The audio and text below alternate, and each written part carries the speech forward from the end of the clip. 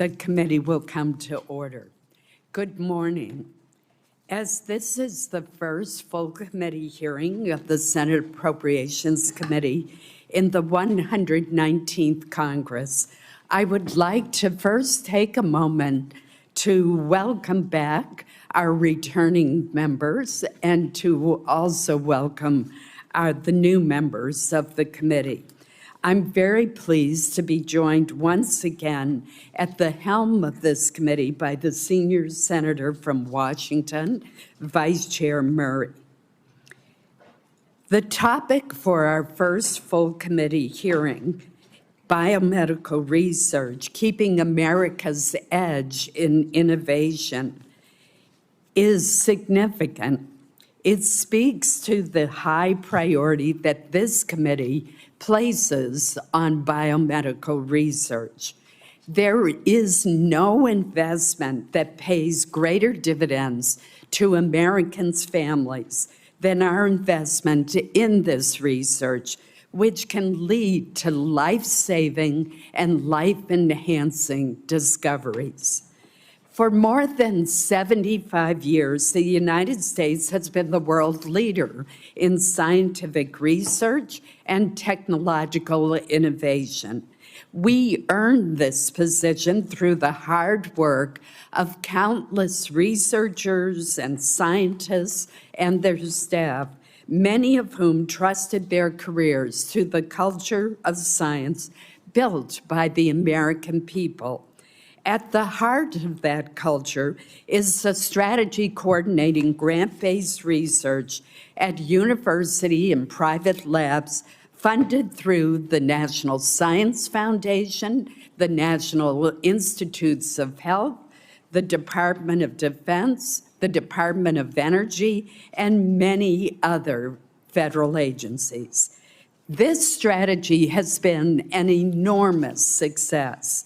In the years following World War II, the U.S. emerged as the global leader in science and technology, accounting for 69% of global R&D across all fields by the year 1960. In biomedical research, the U.S. dominated the second half of the 20th century. During this period, our scientists based in the United States published 70% of the papers in the top cited journals, secured the majority of the world's biomedical patents, and won more than half of the Nobel Prizes awarded in medicine. Stability is a key aspect of the American formula because it allows scientists to focus their work knowing that they will have the support they need to pursue and test their ideas from start to finish. The freedom to explore and collaborate is also crucial, especially to younger scientists who are eager to get into the lab and work on what inspires them. This combination has made the United States a, quote, irresistible magnet for researchers everywhere, as Dr. Haller, one of our witnesses, put it so well, drawing the best and the brightest from around the world. Their work demonstrates the value of the American system, leading to breakthroughs that save lives and restore health for so many. For example, over the past 20 years, the FDA has approved more than 600 new cancer treatments, including standard chemotherapy, targeted therapies, and immunotherapies, all made possible by decades of the National Cancer Institute investment into basic research. Another example relates to Alzheimer's and dementia research. Because of studies financed by the National Institute on Aging, researchers now have an array of biomarker tests for dementia, including a new blood test allowing for earlier diagnosis of this devastating disease. But the continued success of this system and America's leadership cannot be taken for granted. Since the turn of the century, China's investment in biomedical research has grown more than 50-fold. China has now caught up with the U.S. in biomedical patents filed and papers published. Proposed funding cuts, the firing of essential federal scientists, and policy uncertainties threaten to undermine the foundation for our nation's global leadership. One such recent development has been the unilateral imposition of an arbitrary 15% indirect cost cap on NIH grants in February, followed by more recent caps on grants from DOE and other federal agencies. While some reform of the facilities and administrative system may be merited, this one-size-fits-all cap will be extremely harmful to many institutions and the people who benefit from their work. They also are directly contrary to language approved by this committee year after year after year and incorporated into appropriations law. Also very troubling are the administration's abrupt cancellation of grants, proposals to slash federal funding, and laying off scientists and technical experts with apparently little or no justification. These actions put our leadership in biomedical innovation at real risk and must be reversed. America's edge in biomedical innovation is also of immense economic value to the nation, generating, for example, $2.50 for each dollar invested through NIH, supporting 400,000 jobs and driving global health standards. In Maine, NIH grants and contracts support 1,468 jobs and $286 million in economic activity. But we must not lose sight at what is truly at stake here.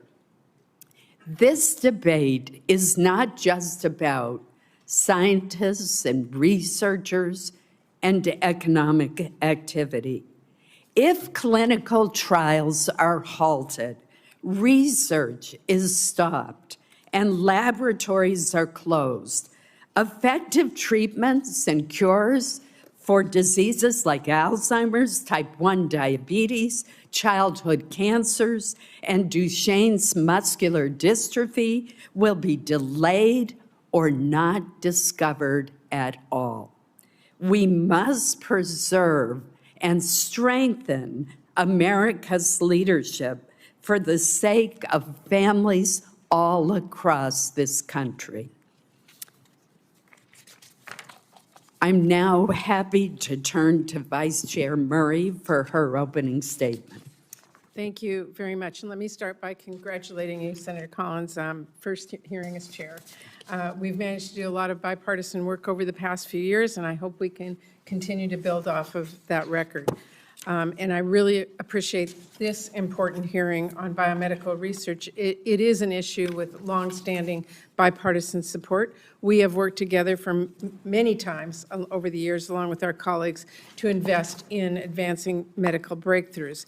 And those investments have paid off in so many ways, not just billions in economic activity, hundreds of thousands of jobs, and a medical research enterprise that is the envy of the world. They've also paid off with genuine miracles, cures that were once impossible, treatments that were once unthinkable.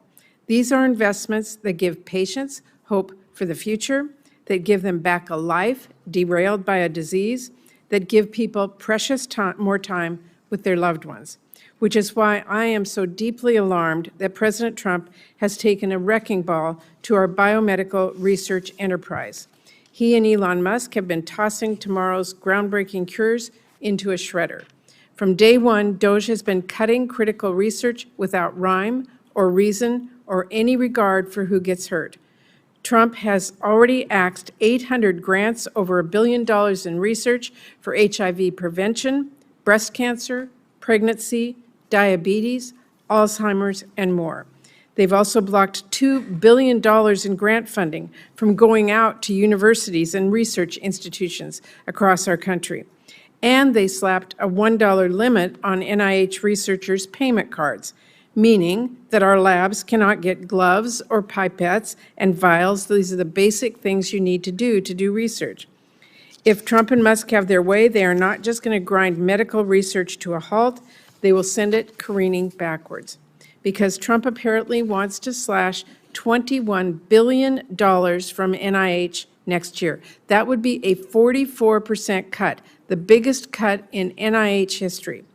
He also wants to defy a bipartisan law this committee worked to pass so he can massively cut funding for basic costs that keeps our labs running.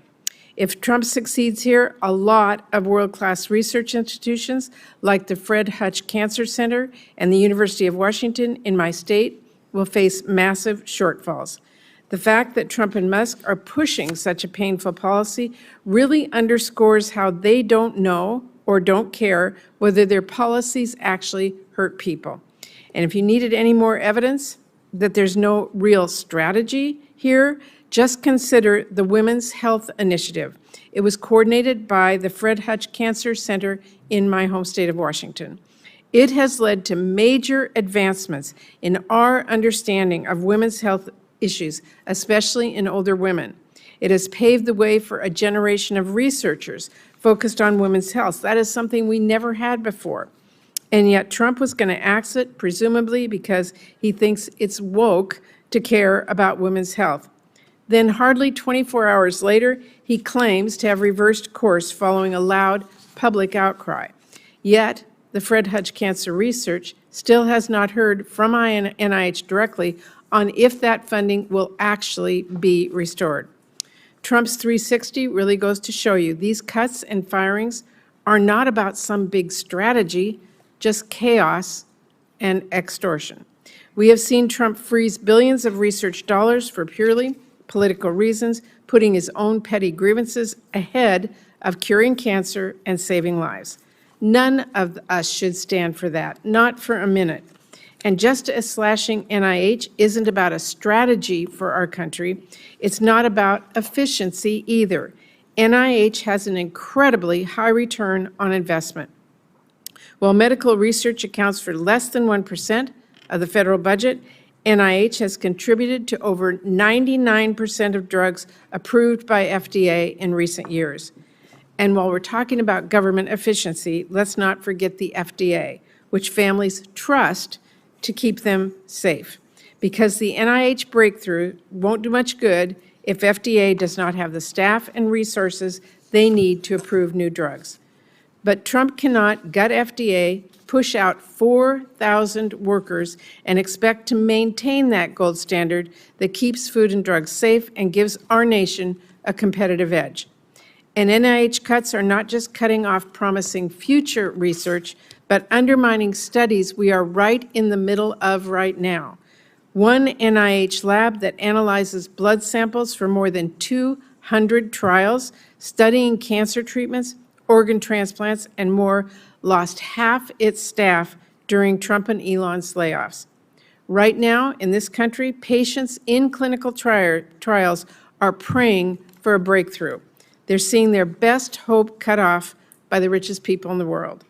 And worse than undermining any one study, Trump and Musk are also cutting the beating heart out of our medical research enterprise by pushing talented researchers out the door.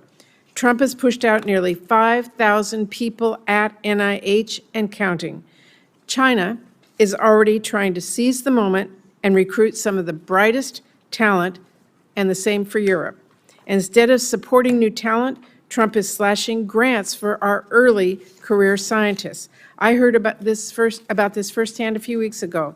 I was out in my state speaking with researchers and students at WSU in Vancouver. Bright young people who want to do their medical research here are suddenly worried. Why start that Ph.D. if their funding is going to get yanked away? Why study new vaccines if RFK Jr. is going to meddle in their work?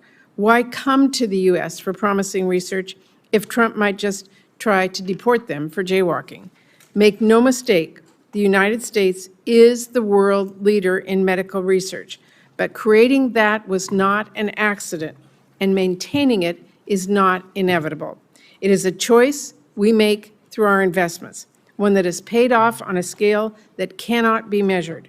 How do you measure the miracle of eliminating a disease, of funding a cure, of developing a new vaccine? How do you measure giving someone the chance to become a parent or to see their grandkids? You can't. Which leads me to the question I hope we focus on today. Why on earth would we let Trump slash that all to ribbons? Why on earth would we give up on Alzheimer's research or heart disease or cancer? I will tell you, I am not giving up on patients. I am not giving up on cures. I suspect many others here feel the same. So I hope this discussion today helps us focus on that common ground, and that working together, we can push back on these devastating cuts and push forward the research that is so important to folks back home. Thank you. Thank you, Vice Chair Murray. Don't want to promote you back there. We will now turn to our distinguished witnesses. Our first witness today is Dr. Sudip Parikh. He is the Chief Executive Officer and Executive Publisher of Science, the premier weekly in the field, and he also serves as the CEO for the American Association for the Advancement of Science. Dr. Parikh began his career at NIH, but I want to point out that he also spent time as a professional staff member on this committee. So he has an unusual blend of knowledge that is particularly helpful to this committee. Next, I'm pleased to say that we will hear from Dr. Hermann Haller, the president of MDI Biological Lab in Bar Harbor, Maine. Dr. Haller will describe the innovative research done at MDI Lab. He will also tell us about his personal journey from his native Germany, where he earned his medical degree, to studying science at Yale University, and what that teaches us about the attractiveness of America's model to scientists all around the globe. Our next witness will be Cartier Esham, the Executive Director from the Alliance for a Stronger FDA. Prior to serving in her current role, Dr. Esham was the Chief Scientific Officer and Executive Vice President of the Biotechnology Innovation Organization. I will now turn to Senator Britt to introduce our witness from the state of Alabama. Thank you, Chair Collins, and congratulations on your first hearing in this distinguished role. Thank you to Chair Collins, Ranking Member Murray, and fellow members of the committee for the opportunity to introduce our witness today. It is a distinct honor to introduce Dr. Barry Sleckman, a leading voice in cancer research and patient care, and a true asset to the whole state of Alabama and to our nation. Dr. Sleckman serves as director of the UAB O'Neill Comprehensive Cancer Center in Birmingham, Alabama. It is Alabama's only National Cancer Institute designated comprehensive cancer center. Thanks to his leadership, UAB's O'Neill Comprehensive Cancer Center has continued to fulfill its mission, bringing hope to families and communities with the ultimate vision of a life without cancer for patients across Alabama and the Southeast. We are blessed to have him and his expertise and his commitment in Alabama, and I am grateful he is here with us today to share his insights. It is my distinct honor to introduce Dr. Barry Sleckman before the Appropriations Committee hearing today. Thank you, Senator Britt. I'll now turn to Vice Chair Murray for her introduction of our witness from the state of Washington. Thank you, Chair Collins. I am always pleased to welcome voices from Washington State to share their personal stories. Today, we will hear from Emily Stenson. She's a mom, a patient advocate, and co-founder of the Stenson Foundation, which raises funds for promising pediatric cancer research. When Emily's daughter, Charlie, was 3 years old, they received some heartbreaking news, a stage 4 cancer diagnosis. But unfortunately, they were also able to receive world-class help. Charlie participated in clinical trials at Seattle Children's Hospital, which drastically improved her quality of life. And she has been cancer-free since December 2024. That's wonderful news. And I'm especially pleased to say Charlie is here today with us as well. Thank you for being here, Charlie, and bringing your mom, and congratulations. During this journey, Emily and her husband, Derek, saw firsthand how invaluable medical research can be to families, how hard it can be to get research funding for rare conditions like pediatric cancer. That's why she founded the Stenson Foundation to raise funds for pediatric research and to help patients like her daughter. Emily, thank you so much for coming and joining us and sharing your story and to speak about the power of innovative research in saving young lives and the crucial role of federal funding for these programs. We all look forward to your testimony. Thank you very much. I'm now going to call on our first witness, Dr. Parikh. Please begin. Thank you, Chair Collins, and thank you, Vice Chair Murray, and thank you to the members of the committee. Thanks for the invitation. I want to start by just taking stock for a second. We live in just an extraordinary world. It's a world where a child that's born with cystic fibrosis has every hope of becoming a grandparent. Now, that's a miracle, when just a few years ago, they might have died in their teens. We live in a world in which the most common type of childhood leukemia has gone from a death sentence to a 90% survival rate. We live in a world in which a mother with sickle cell anemia has not needed a blood transfusion in more than 5 years. 5 years without debilitating pain in which she can take care of her children. We also live in a world where the economic benefits of those advances have grown the U.S. GDP and have helped create jobs and additional investment.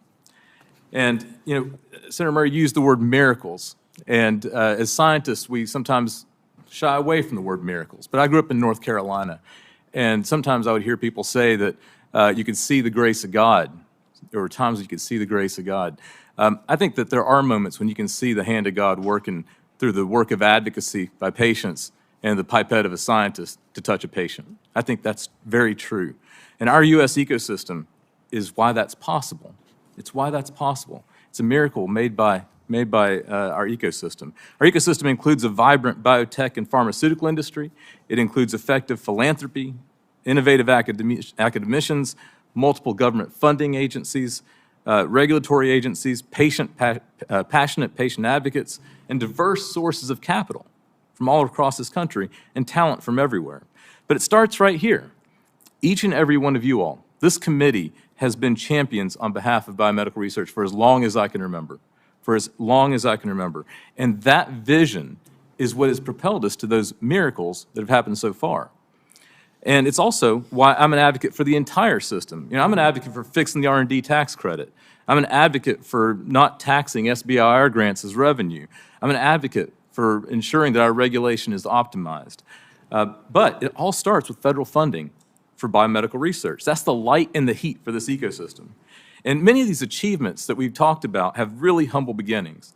In the early 1990s, scientists were studying DNA in bacteria, and they discovered that parts of that DNA repeated over and over again. And they thought that was curious, thought that was interesting. And by 2012, scientists realized that this biological oddity was actually a possibility for editing genes, editing genomes, and could cure disease.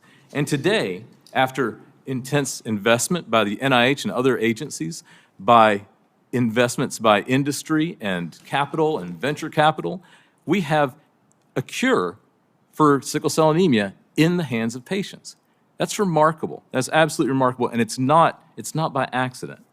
And if you'd asked those scientists in the 1990s why they were studying those bacteria, they would have said out of curiosity, or they might have said to make better yogurt, because that was probably the only thing that was close at hand. And the real answer is we don't know, but someday it could be something really important. Now, you've been following all this because you care about patients, you care about their families, you care about the biomedical research that gives them hope. I've watched you all lead. I've watched every one of you lead in a certain aspect of science and health. And I want you to know that the miracles and economic growth that I noted at the beginning of my statement would not have been possible without your leadership, so thank you for that. But despite our successes, and there are just many tragedies that remain, chronic diseases, cancer, drug addiction, suicide, other maladies take far too many lives. And one of the things that everybody agrees on is that we've got to make sure that our ecosystem works for all Americans. But there is some grave risk ahead, and I want to talk about two things. The possibility of impoundment or rescission of FY 2025 funds. And now here's where I'm going to geek out a little bit on appropriations, Chair Collins, since you noted that I used to work here. We are not obligating those funds that you all appropriated at a rate that will ensure that they actually get obligated by the end of 2025. Now, what that means is we could end up with impoundment by default because we didn't spend the money. And it's not because there aren't ideas. You're going to hear from my colleagues here at the table about the wonderful ideas and proposals that are still out there for science. It's not because there aren't ideas, and it's not because there aren't paths forward for patients. It's because we've lost the machinery to make that peer review and to make that grant administration happen. And we can't let that be a passive way of cutting biomedical research. Second, there's the possibility of catastrophic cuts in 26. I've seen, and you all have seen, the leaked pass-back budget. Now, I hope it's not real. I hope it's wrong. But if those dollar numbers, anywhere from 20 to 45% are real, I want to be really clear. We're no longer in a race with China on biomedical research. We will have lost that race. I want to just be really clear about that. Those numbers do not enable us to compete. Now, investments in science aren't the only thing you need. You need people. You need people. And one of the things I'll note is it's not just NIH. The National Science Foundation has cut by over one half, the number of graduate research fellowships that they're going to provide to students. These are the best students in our country, the absolute best, the cream of the crop, and we've cut it by 55%. That sends a horrible message to the scientists that are working on behalf of patients. It is just the wrong message to send. And so I've come here, I want to come here because I'm determined to find common ground about how we can protect and strengthen the scientific enterprise. Because make no mistake, if an effective treatment for Alzheimer's disease or Parkinson's or cancer comes from Birmingham or Bellingham or Baton Rouge or Beijing or Brussels, we're all going to be thankful for it and we're going to use it. And we're going to applaud those who contributed to it. But as an American, I want the benefits from that cure, from that advance, to come here, to the United States of America, because we are the ones that put us at the cusp of these discoveries and these cures. And so that's what I've come here to work with you all on. And I will tell you that we've got to be the protagonists of our own story. We can't let passive things happen, like the idea that we're not going to obligate funds that you all already appropriated, destroy something that we've built over 80 years. Because if we allow it to break, we can't just put it back together again next year. It took generations to build it, and it'll take generations to rebuild it. And frankly, that is not the way to go. I'm optimistic that we can find a way forward together, but we got to start doing it now. Thank you. Thank you very much. Dr. Haller. Senator Collins, Senator Murray, and distinguished members of the Senate Appropriations Committee, thank you for the honor of appearing before you today. My name is Dr. Hermann Haller. I'm president of the Mount Desert Island Biological Laboratory, an independent research institution in northeastern Maine. I'm a physician scientist. I'm a kidney doctor. I've directed major clinical research centers. I've founded biotech companies, and I trained hundreds of students. For nearly a century, this has been mentioned before, the United States has led the world in biomedical innovation, and American science has shaped the modern world. These innovations were no accident. They were driven by far-sighted federal investments in gifted thinkers, bold ideas, and the infrastructure that allows science to thrive. That commitment has made the U.S., and this has also been mentioned before, an irresistible magnet for researchers like me who seek out the best resources, colleagues, and students. I came to the US from Germany as a postdoctoral researcher in 1987. Attracted by America's commitment to high-quality science and the freedom to explore new ideas. Over the decades, no institution has shaped my scientific vision more than the Mount Desert Island Biological Laboratory.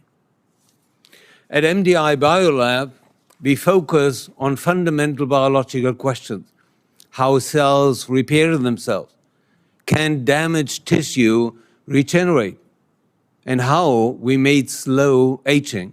These questions don't yield quick, marketable answers, but they form the bedrock of tomorrow's life-saving therapies. And we are also working to make this journey from discovery to treatment faster and more efficient. We innovate by using unconventional models like zebrafish and salamanders to study chronic disease and regeneration and to test new therapeutic compounds. This high-risk, high-reward science offers unique insights into human biology that leads to breakthrough discoveries.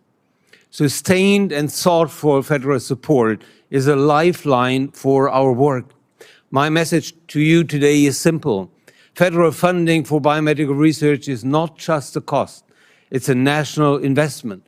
It drives innovation, it fuels the economy, and it protects Americans' health. Programs like the NIH's Institutional Development Award, the IDEA program, have transformed rural states like ours into small powerhouses of scientific progress, allowing us to recruit and retain more than 50 scientists statewide and train more than 3,000 undergraduate students. That's good for science, that's good for health, and that's good for the economy. Still, as was mentioned before, we must go further. Chronic diseases from kidney failure, which has been my life's work, to Alzheimer's disease, impact millions of Americans and costs hundreds of billions of dollars annually. With strategic investment in research, we can halt these diseases before they become chronic. We also need more public support for drug development and for drug repurposing, finding new uses for existing medications. This is also fast and cost-effective. To ensure America remains the global leader of biomedical innovation, I respectfully urge you to support a forward-thinking strategy that includes, first, support for high-risk, high-reward research, providing coordinated, sustained funding, from early discovery to clinical applications, feeding the innovation pipeline. Second, investment in research capacity, workforce training, the next generation, mentorship, particularly for rural and underserved areas.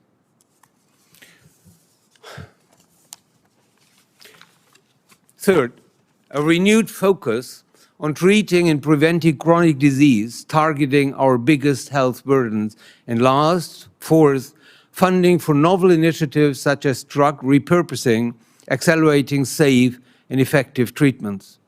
These are proven economical actions grounded in the values of discovery, opportunity, and public service. The lives we save tomorrow depend on the decisions we make today. Thank you for your leadership and for your support of American science. Thank you. Thank you, Dr. Esham. Good morning, Chairwoman Collins and Vice Chair Murray, members of the committee. Thank you for the opportunity to testify before you today. The Alliance for a Stronger FDA is a group of more than 150 stakeholders, including consumer, patient, and research advocates, health professional societies, companies, and trade associations, all united about the vital role the FDA plays in safeguarding health, fostering innovation, and maintaining the United States global leadership position. While today's focus is biomedical research, I would like to convey the importance of the role the FDA serves in ensuring the safety of our nation's food and cosmetic supply, including working to prevent foodborne illnesses. It also regulates medical interventions that improve the health of over 100 million companion animals and more than 10 billion food animals. The biomedical research ecosystem in the U.S. is propelled by support for foundational research that advances our understanding of the underlying causes of diseases to help inform how we prevent, cure, and treat them, as well as an FDA that works to innovate the regulatory environment, has the expertise and capacity required to keep pace with scientific advancements, and is able to provide efficient reviews and approvals of medical innovations that are based on a gold standard of safety and efficacy. Support for these biomedical innovation pillars are drivers of private investment. An FDA that is not open to innovation or unable to optimally manage its current and future workloads will negatively impact continued investment in next-generation medical interventions. The U.S. biopharmaceutical industry supports over 4 million jobs. In 2024, the U.S. accounted for 35% of all global clinical trial starts. China, 30%, Europe, 21%. 63% of these launches were by emerging biopharma companies, and this is a particularly important statistic when you consider that these companies are mainly pre-revenue, and their ability to continue to raise funds for clinical development programs is heavily influenced on whether there is a regulatory agency, such as the FDA, with the expertise and capacity required to review novel medicines. There has been a 38% increase in active clinical trials at CDER since 2014. Cell and gene therapy trials have tripled in recent years, and CBER is managing approximately 2,500 clinical trials, a number that is expected to grow. Right now, there are 3,400 clinical trials focused on neurodegenerative, neuromuscular, and psychiatric disorders, including Alzheimer's, depression, and Parkinson's. These increases are good news. They indicate strong innovation and the potential to improve the lives of millions of patients and their families, but they require an FDA that's open to innovation and able to optimally manage its work.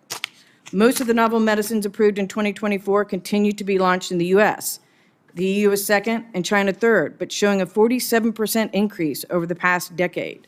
The strength of an FDA is an important influencing factor in determining where first launches occur. The outcomes matter. Last year, we saw the approval of the first new type of treatment for schizophrenia in decades, a disease that affects 3.7 million Americans. And we saw the first treatment for non-alcoholic steatohepatitis, which affects over 10 million Americans, as well as a new cell therapy treatment for solid cancers and several new treatments for rare diseases. MedTech is responsible for 2 million jobs in the United States and is projected to reach $800 billion in revenue by 2030 due to increased demand for wearable tech and health data collection services. Approximately 82% of device companies are also small companies and also depend on a strong FDA to advance their innovations.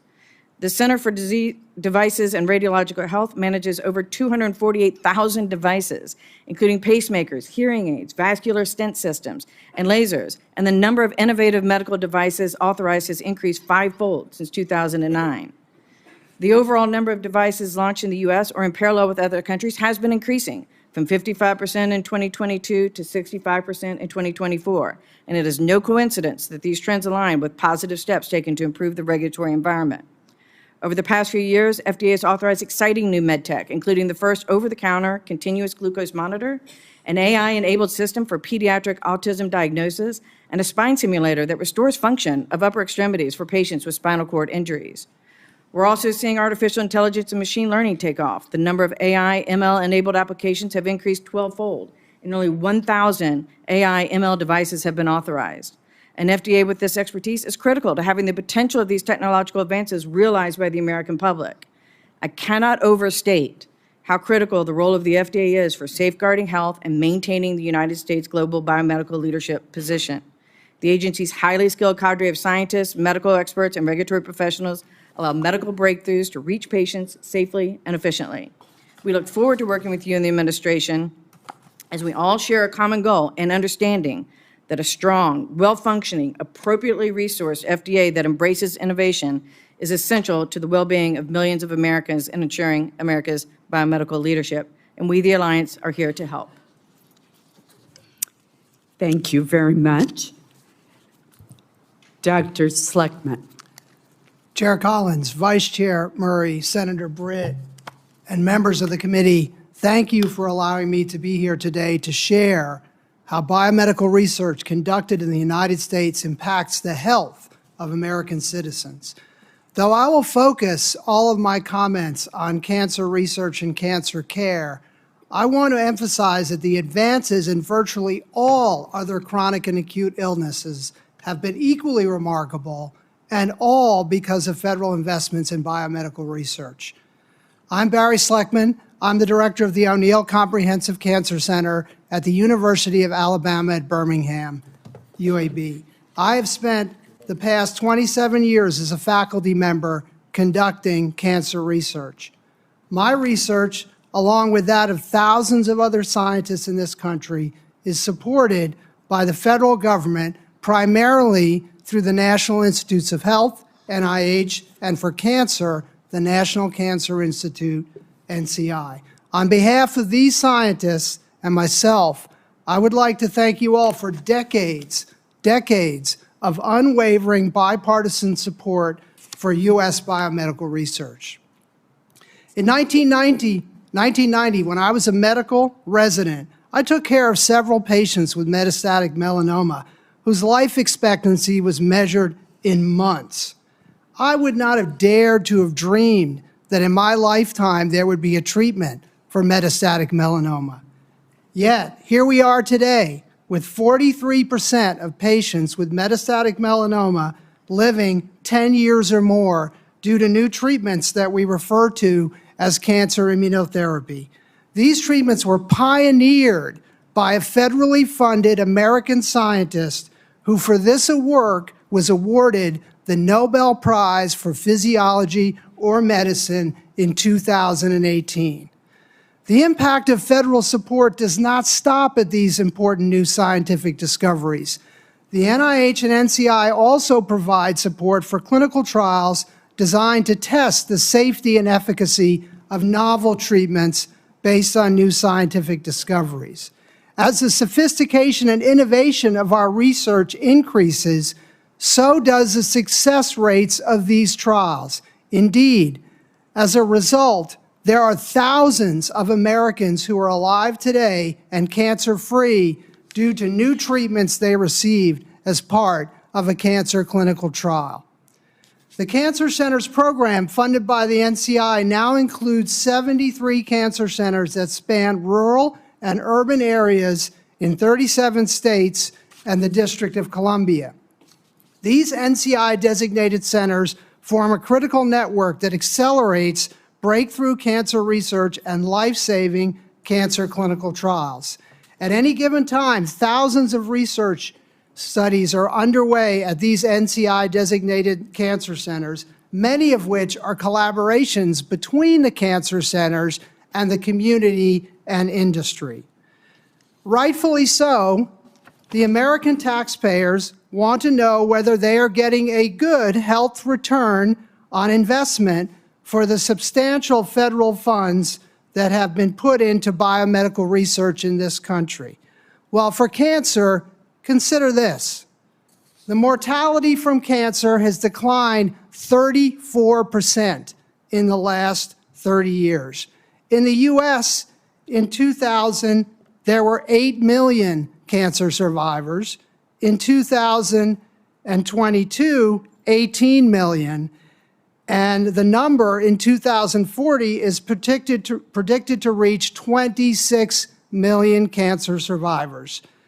A number of cancer survivors that is greater than the combined populations of the states of Washington, Maine, Alabama, Kentucky, and Connecticut. In 2000, the average survival of a patient with metastatic melanoma was 6.5 months. Today, it is 6 years. 6 years, and there are 39,000 people in this country living with metastatic melanoma. Senators, due to basic biomedical research fueled by federal investments, these individuals together will enjoy an additional 215,000 years, 215,000 years of life. Impactful biomedical research that lessens the burden of disease does not only take a village, it takes a country. Until recently, this country has been undeniably the United States. For generations, the U.S. has had an unwavering commitment to biomedical research, training the next generation of scientists, and accelerating the pace of disease-curing discoveries. I have barely scratched the surface of the impact of this commitment in my testimony today. I'd like to close with a photo that I keep on my desk as a reminder of the importance of what we do. Each year, the O'Neill Comprehensive Cancer Center at UAB honors 9 cancer patients at the O'Neill Iron Strong Award ceremony. 9 patients who had otherwise fatal cancers before entering a clinical trial at the O'Neill. 9 patients alive today thanks to new experimental treatments that they received on those trials. Take a good look at them. They're young and they're old. They're men and they're women. They're black and they're white. But they are all healthy, happy, and cancer-free, some for more than a decade. Patients like this is why we do what we do, and what we do would not be possible without federal government support through the NIH and NCI. I would like to thank you again for the opportunity to speak here today, and on behalf of these patients and the thousands of biomedical researchers in this country whose tireless efforts have given them life. Thank you. Thank you very much. Mrs. Stetson. Good morning, Chairwoman Collins, Ranking Member Murray, and distinguished members of the committee. My name is Emily Stenson, and I am here today with my 5-year-old daughter, Charlie, to share our family story and to speak to the critical importance of pediatric medical research.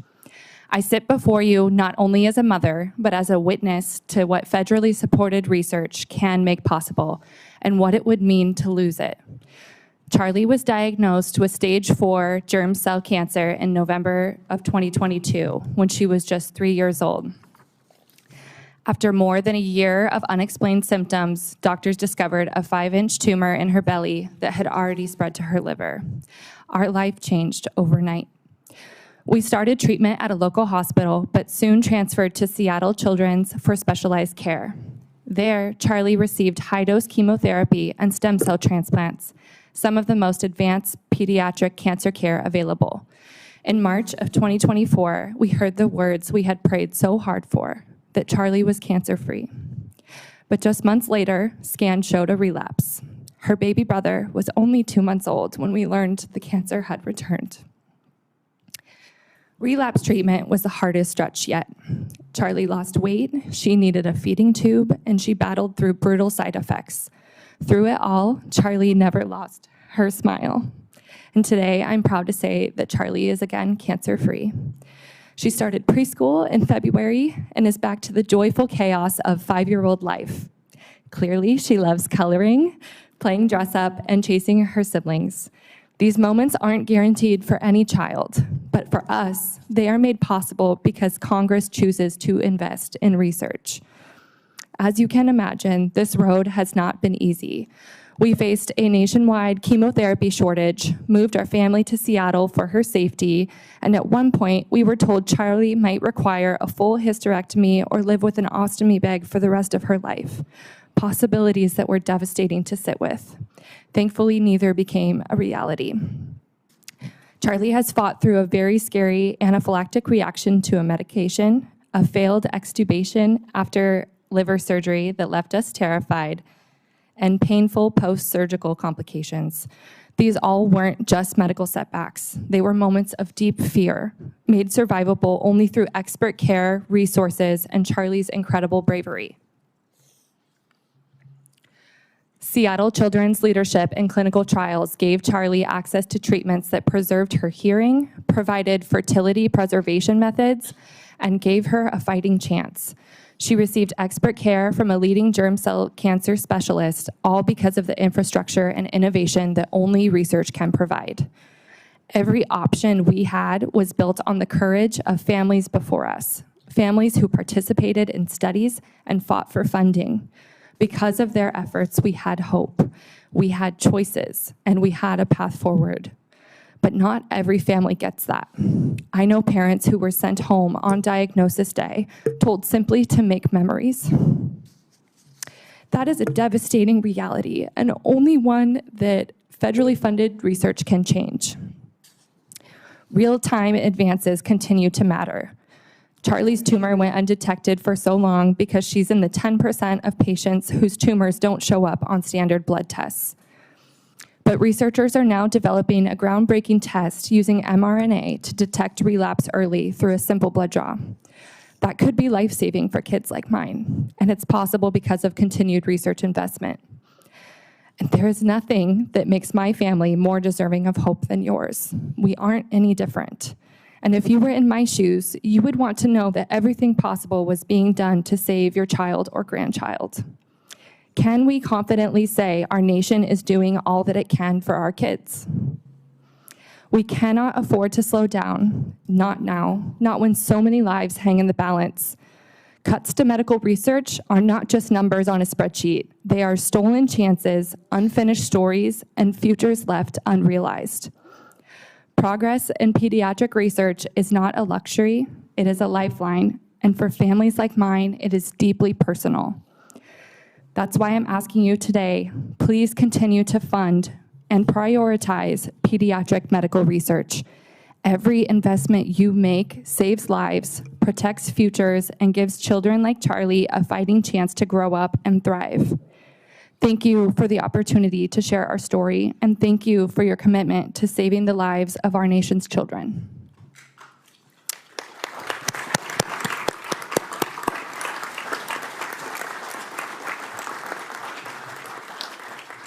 Mrs. Stenson, thank you so much for putting a human face on this story and the need for this research and for bringing Charlie with you. Thank you. We've talked a lot and will talk a lot about NIH. We often overlook the fact that there are other agencies, such as the National Science Foundation, that are deeply involved in supporting the basic research that lays the groundwork for critical developments to promote human health. So, Dr. Parikh, I'd like to start with you and ask you to describe some of the contributions to biomedical research and innovation that have derived from NSF-supported basic research. Thank you for that, and thank you for realizing that. The National Science Foundation is an extraordinary funding agency in that it funds basic research. It's one of the only parts of the federal government that funds just basic research.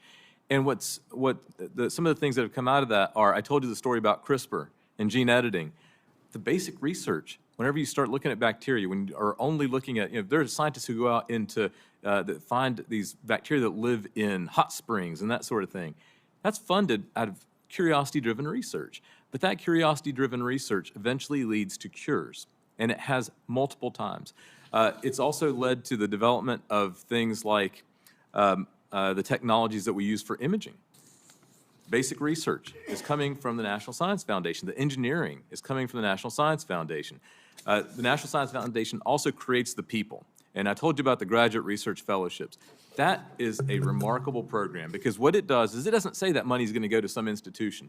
It chooses the best students in America, absolute best. And it says, here's funding for you. Go where you think you can make a difference. That is worth so much, and it's driven discovery for decades. And we're cutting it. Thank you.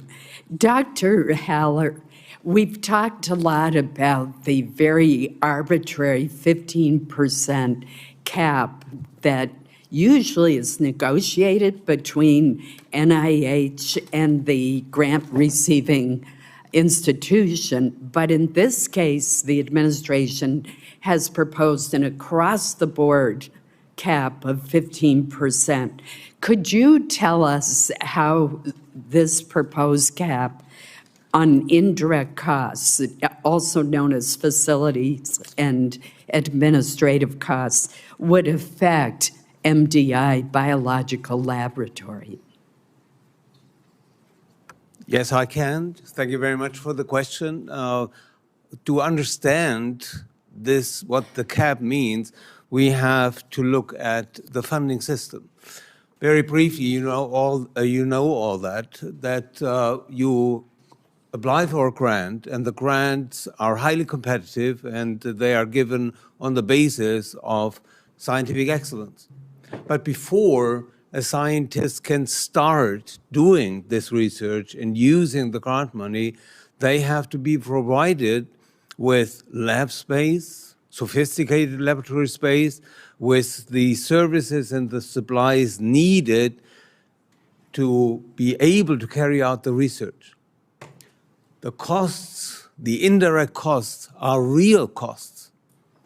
They provide the basis for HR in our institution, for the federal regulation that we fulfill the requirements for that, for microscopes we use across the institution. This is all what we need the indirect costs for.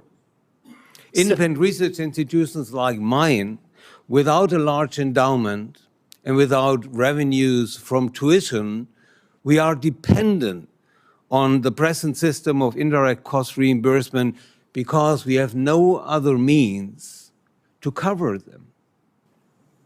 So there is always room for improvement, and we are open for discussions, but the proposed 15% cap endangers our work and the work of all the other independent research institutions, and we will not be able to participate in what we have heard here in life-saving research and biomedical breakthroughs.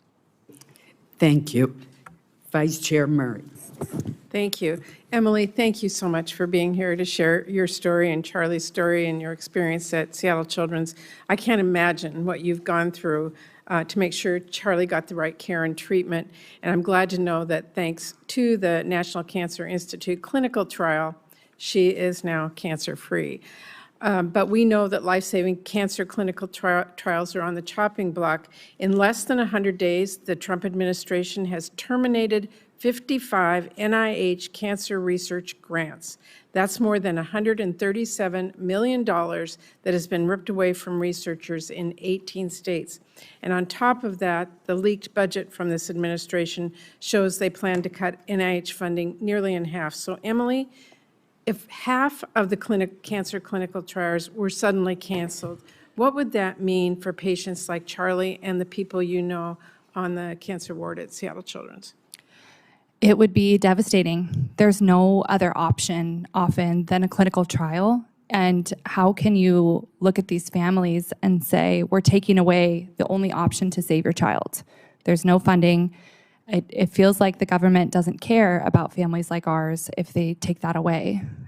It will be futures like left in the balance. Thank you. Thank you for being here. Dr. Parikh, for the last 3 months, NIH has awarded billions of dollars less in funding over the same period from previous years. For a 10-day stretch in February, NIH did not award a single grant. That is unprecedented for an agency that typically awards about 60,000 grants a year. And meanwhile, President Trump has fired or pushed out nearly 5,000 NIH employees, including grant administrators whose job it is to get that funding out the door. So I wanted to ask you, at this rate, do you think NIH will be able to spend the $47 billion Congress passed and President Trump signed into law? Thank you for that. If the will is there, they can, because I know the program folks that are still there, and they will work harder than anybody to work with the scientists in the field to do the peer review, to get those dollars out, because those dollars are not about just getting money out the door. It's about funding the ideas that have been proposed. And there are plenty of proposals. There are plenty of good ideas. We don't fund enough. The pay lines are already at 20 and 10%. We need to make sure that we do get those dollars out, because otherwise it will be impoundment by default. Well, we know that they have canceled peer review panels and they're firing staff. So can they get that funding out the door effectively? Only if it becomes a priority. Only if it becomes a priority. We have to make sure that it can go out. I'm confident that it can if they make it a priority. I have not seen that yet.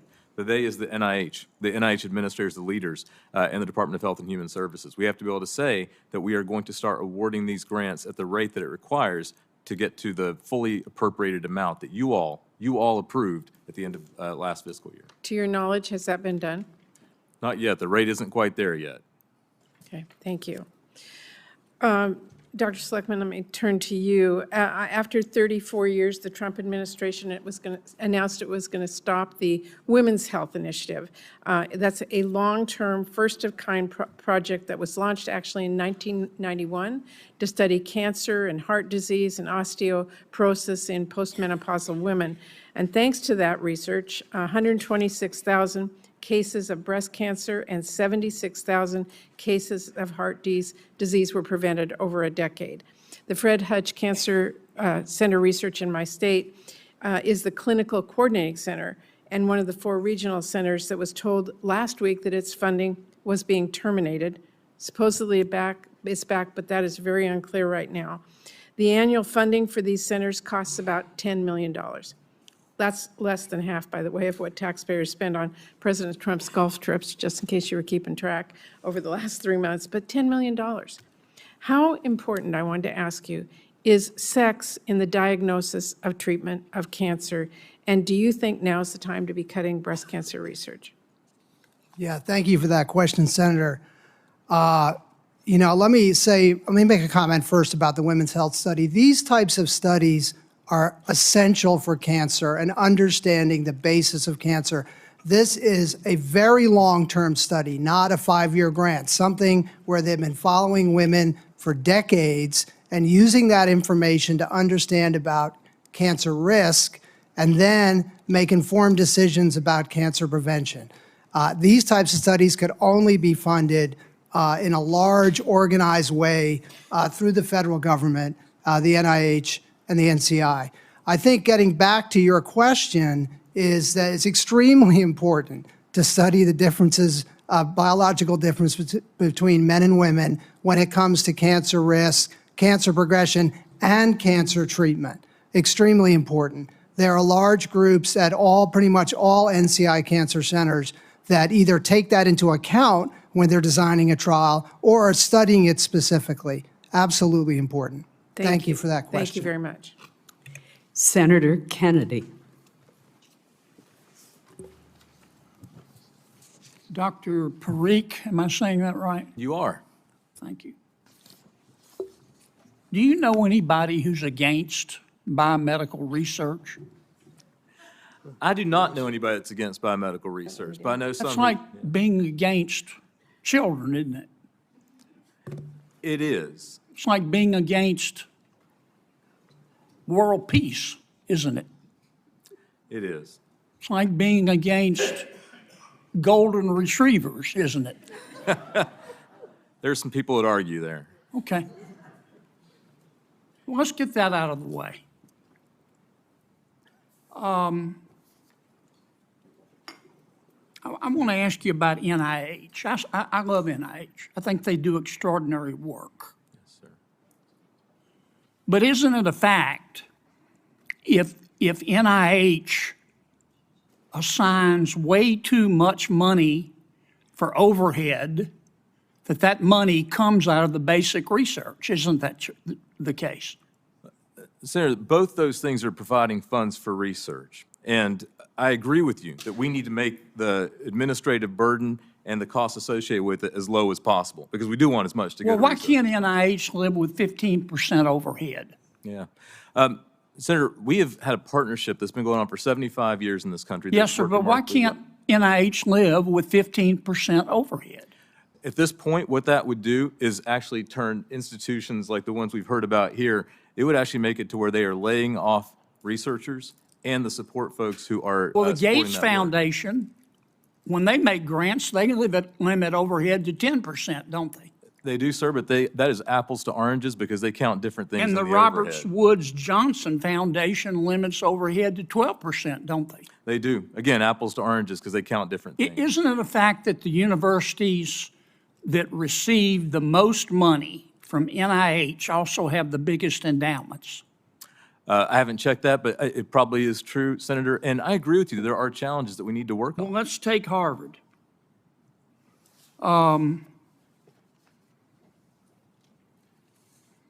69 cents out of every dollar from NIH given to Harvard goes to overhead. No, sir, it's 69 cents out of every $1.69. It's on top of, it's not within. Okay. Let me ask you about one of the worst abuses I've ever seen. It was at Stanford. Yes, sir. Stanford was spending 74% of grants from NIH on overhead. Remember that? I do, although I was in high school at the time. Yeah. Yeah. Well, I wasn't. And they audited Stanford. Yes, sir. You remember what they found? They bought a sailboat.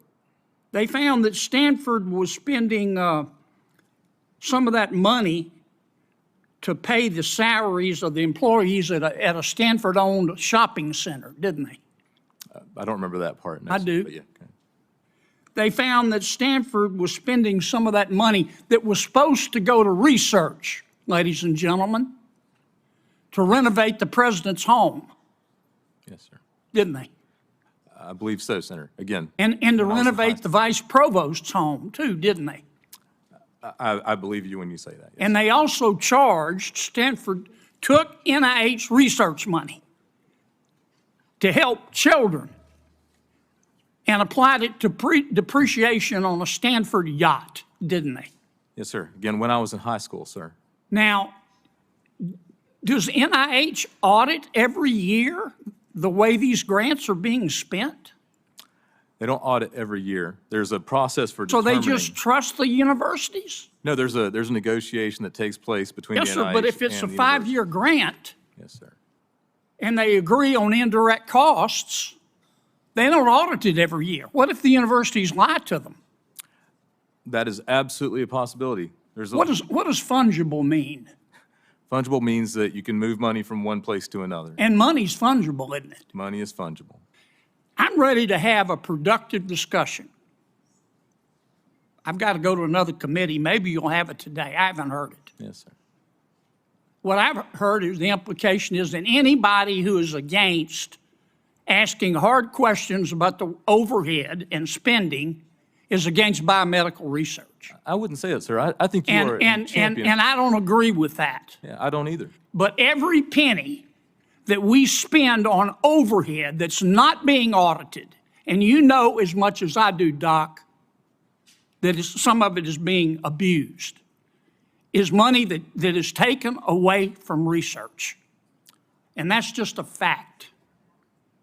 Senator, And if you care about this child here, and I know you do, we all do, then any money spent illegitimately on overhead to pay the salary of a professor in the humanities department at a university is coming out of her research. And it's not wrong to ask questions. it is not wrong to ask No, questions. it's not. Not at all. And Senator, I think it's actually important to ask those questions and optimize the system. And I don't understand why these universities cannot live on 15% overhead when Gates Foundation limits them to 10% and the Johnson Foundation limits them to 12%. I don't understand it. All of a sudden, if they don't get 35% overhead, civilization is going to melt. It is important. My to have mama that didn't conversation. raise a fool, and if she did, it was one of my brothers. I'm not buying that. Senator. Thank you. I think it's worth the The conversation. time has expired. I I'm went way over. I'm sorry, Madam Chair. I appreciate your indulgence. I'm going to call on Senator Reed, but I also want to announce that a vote has started on the Senate floor. Senator Capito who chairs the subcommittee with jurisdiction over this issue, will take over as the chair while I go vote, but we will be trying to keep the hearing going in the meantime. Thank you, Senator.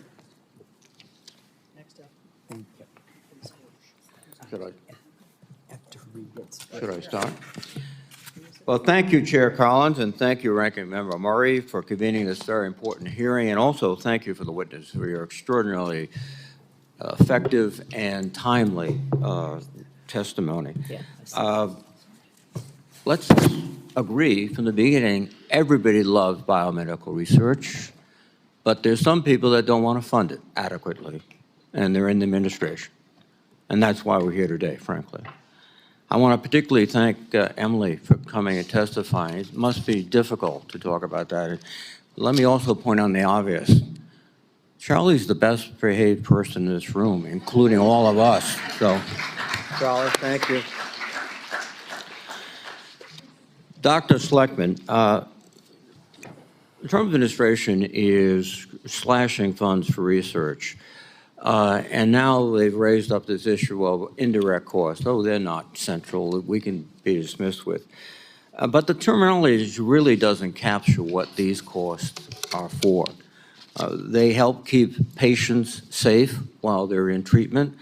They help to provide the sanitary situation in a hospital, research. They also are used in many cases to subsidize young professionals who eventually will become the real researchers several years from now. So can you talk about how this will impact the University of Alabama, your facilities, if it's cut to 15%? Yes, Senator, thank you. I can certainly comment on that. As was discussed earlier, these costs, which we call indirect costs, are used to support all of the infrastructure required to do the research.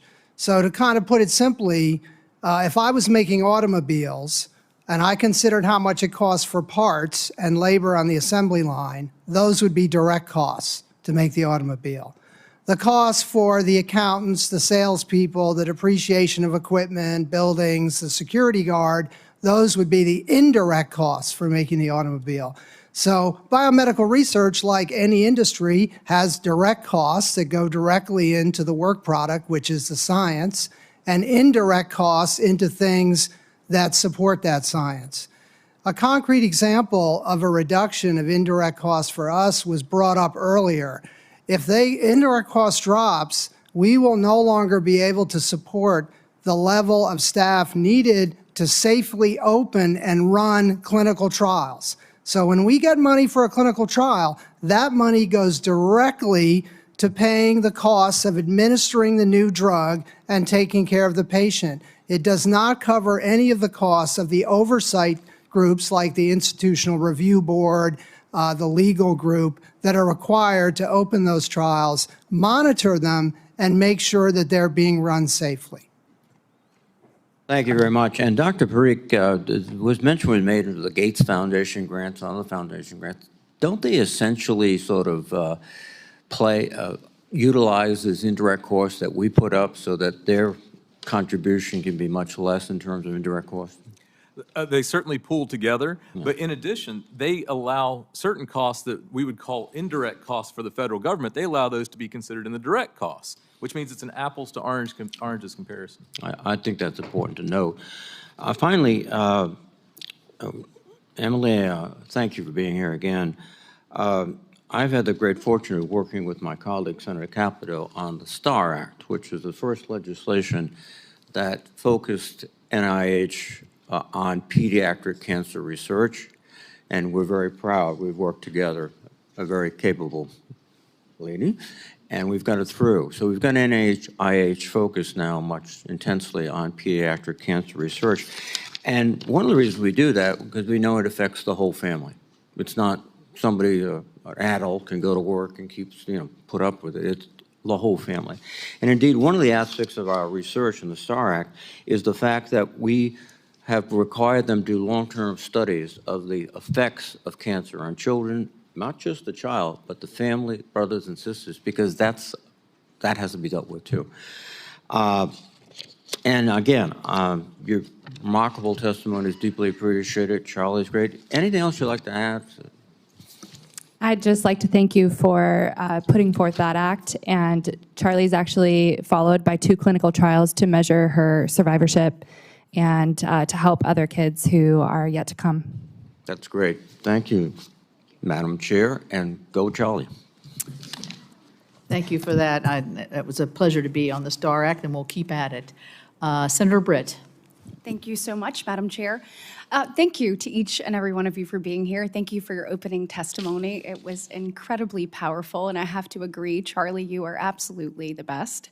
I want to welcome everyone that's here as well. I know we have a number of Alabamians, one of which I had an opportunity to meet this morning, Gary Cornelius, to tell his story, to talk about his journey, and to say thank you to the O'Neill Comprehensive Cancer Research Center for saving his life. And the truth is everyone knows a story like Gary's. It's either ours personally, it's a loved one's, it's a family member, it's a neighbor, it's a coworker. And so we understand that smart investment and continued research is essential to make sure that we can save lives and change our lives moving forward. And so we've heard a lot about the progress that we've made over the last several years and decades, and want to thank you for that. Dr. Sleckman, I'd love to know, what are some of the initiatives currently going on at UAB? What are some of the things that you're doing and investing in that will ultimately change lives in the future? Yes, thank you, Senator Britt, for that question. And I'd like to answer it on behalf of the dedicated researchers and clinical care professionals that really do the work at the O'Neill Comprehensive Cancer Center. It's really hard for me to answer that question. You know, people always ask, what's the most exciting thing that's going on? And I say, everything. Everything is exciting. And you know, I couldn't have said that in 1990, but I can say that today. You know, next week, next month, we'll find that we'll turn the corner in a major clinical trial that now has given us some insight or hope for a treatment for an otherwise untreatable cancer. Those are the things that are the most exciting to me.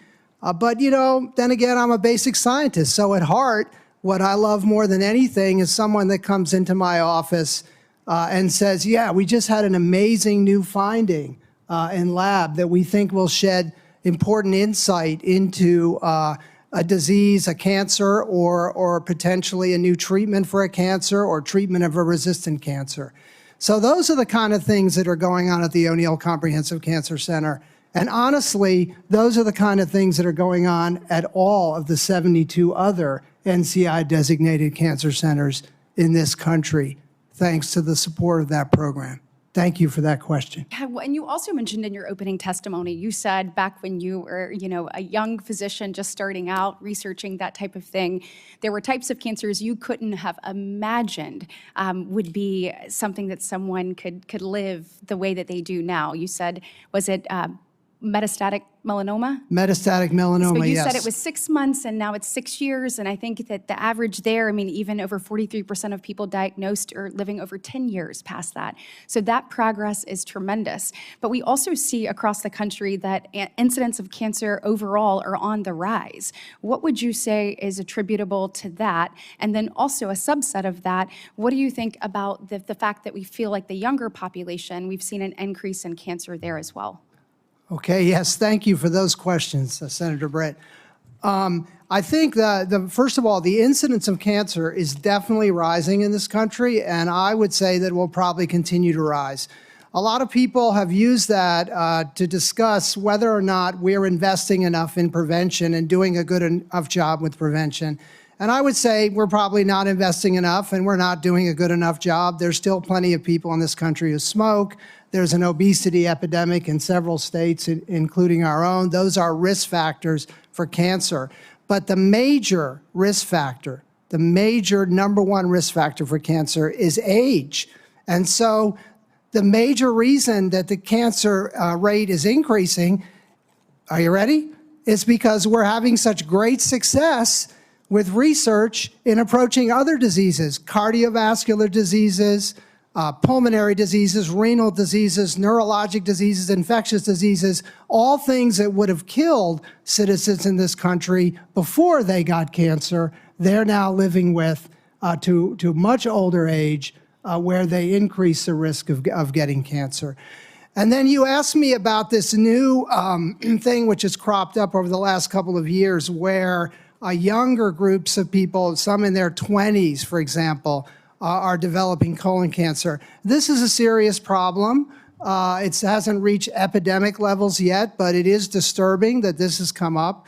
There are new grant RFAs to actually begin to study this. I think that at this point, no one really has a good idea why that is, but we all know that we need to figure that out quickly. And one more question, my time is expiring. Can you tell the committee why federal funding is unique in cancer prevention research? Federal funding is unique in cancer prevention research in part because there are not a lot of other revenue streams for cancer prevention. This is not really a high priority, for example, for industry and pharma.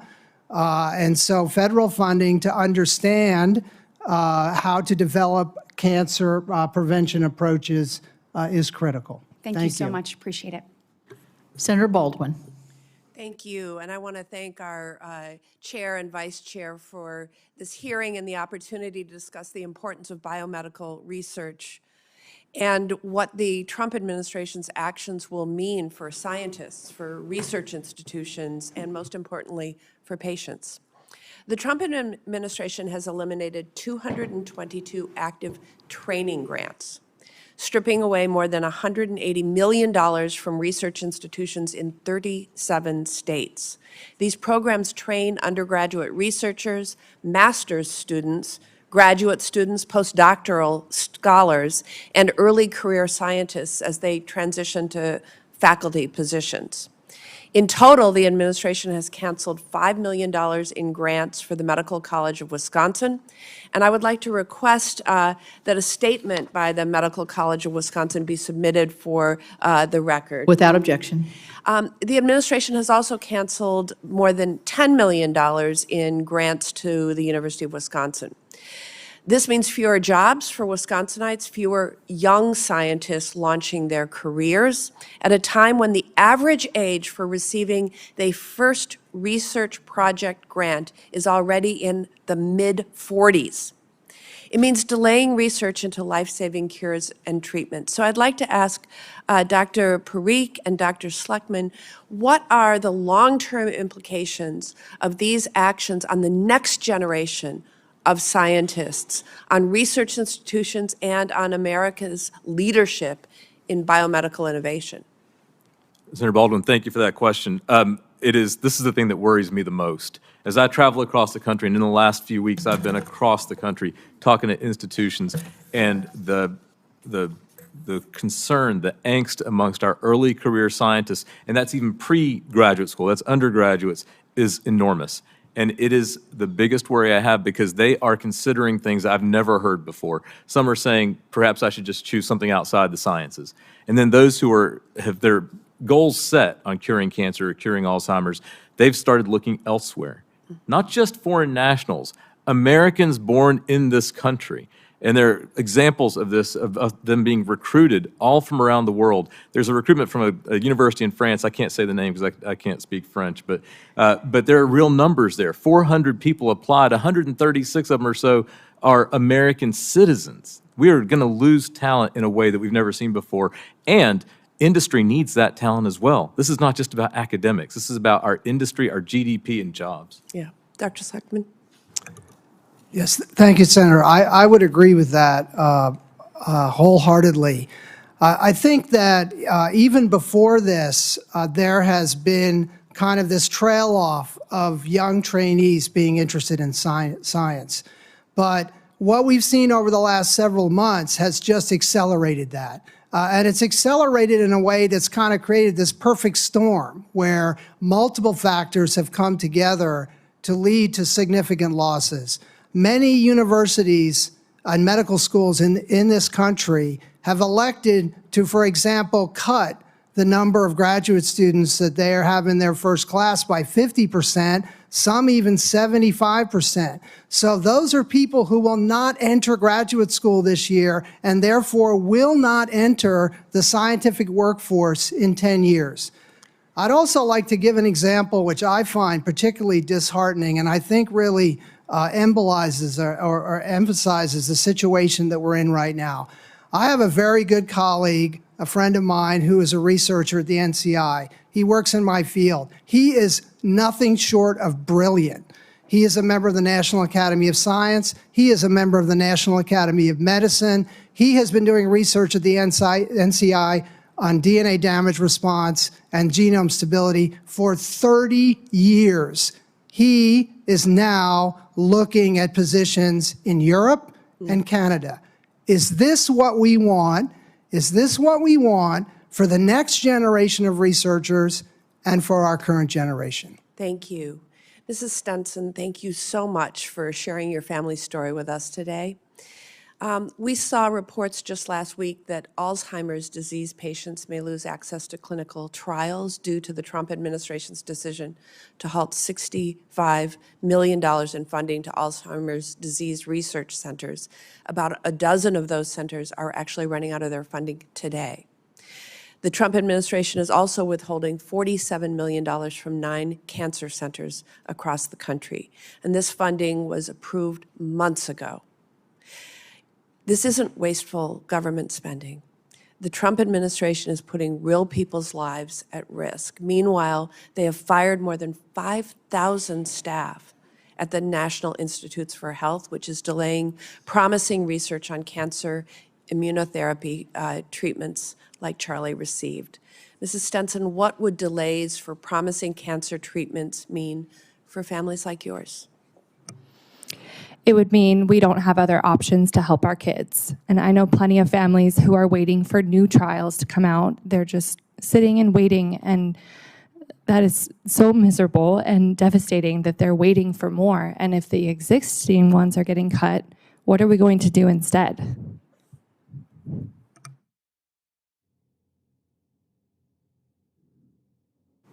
Thank you. Senator Hyde-Smith. Thank you so much, and thank you all for being here today. It's tremendously important, and it's very insightful. And I certainly have faith that we're going to get in a better position soon. The University of Mississippi's medical center is in my office right now. I just met with them and had to run out to come back so I could get these questions in, but they're our only academic medical center, and they're currently working toward achieving the National Cancer Institute designation, working on that really hard. But to date, there's been no NCI designated centers in Mississippi, Louisiana, or Arkansas.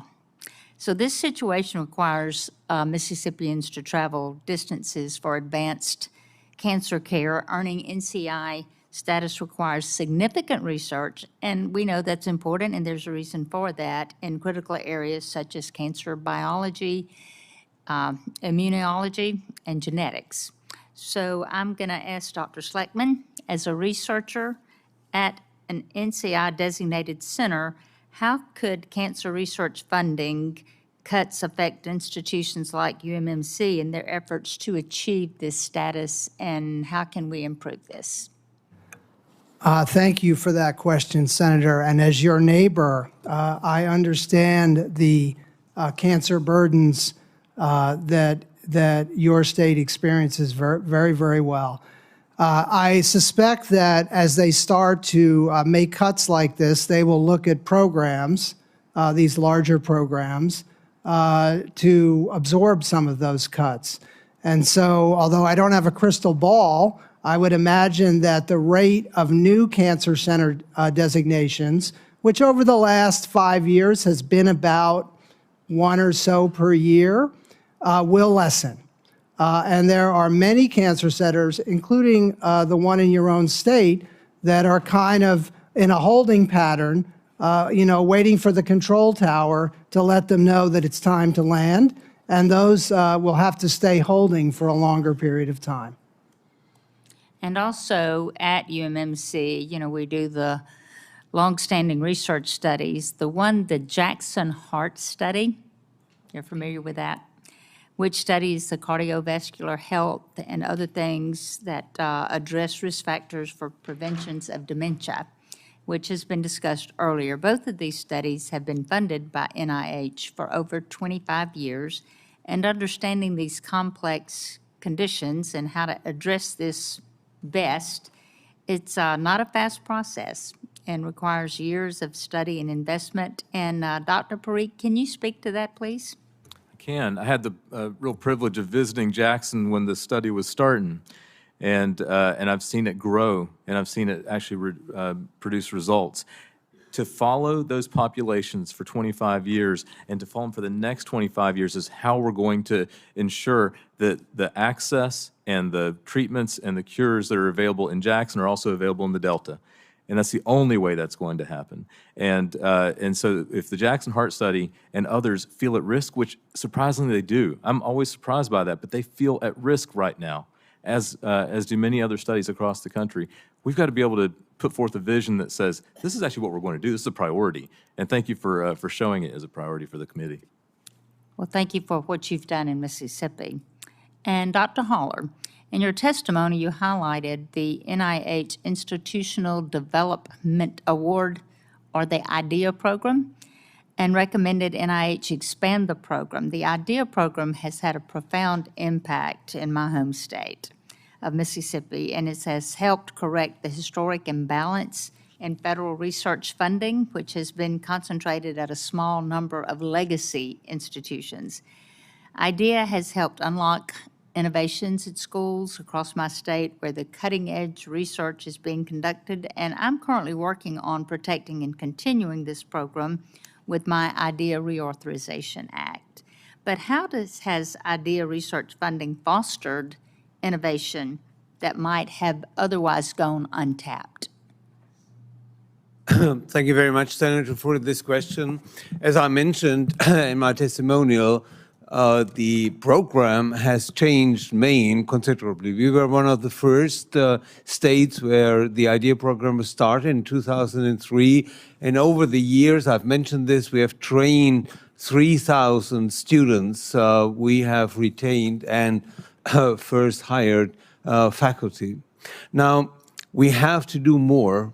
We are training, but now we are training the workforce. We have talked a lot about clinical studies, so the next step is now also translational research. I think what's very important is an initiative we are thinking about and we want to start about clinical study centers throughout the state. At the moment, we have only few clinical centers, but there is an untapped possibility of Mainers participating in these studies, which helps the overall health, public health, which helps making diagnosis. So the IDEA program should grow.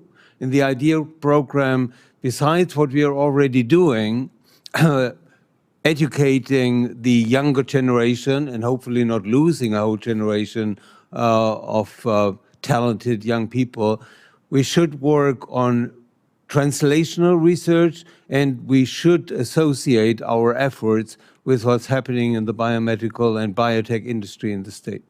Great. Thank you for your answer. I'm out of time. Again, thank you all for participating. Senator Van Hollen. Thank you, Madam Chair. And if I could ask at the beginning that 6 statements from well-respected organizations expressing their support for NIH be submitted for the record. Without objection. Thank you, Senator. And I want to thank Chair Collins and Senator Murray and especially all of you, the witnesses, for your powerful testimony today. I've been listening on C-SPAN, and I just want to thank all of you for being witnesses as to why the work done at NIH and FDA and other places is so important to kids like Charlie and to our country. And I am proud that my state of Maryland is the home to NIH and FDA, but I'm especially proud of the work they do on behalf of Americans and American families every day. And what we have witnessed in this first 100 days of the Trump administration is a direct attack on NIH and medical research. And what that means, and you've all boiled it down, is that puts more Americans in harm's way. It means less research into life-saving treatments, life-saving cures and treatments.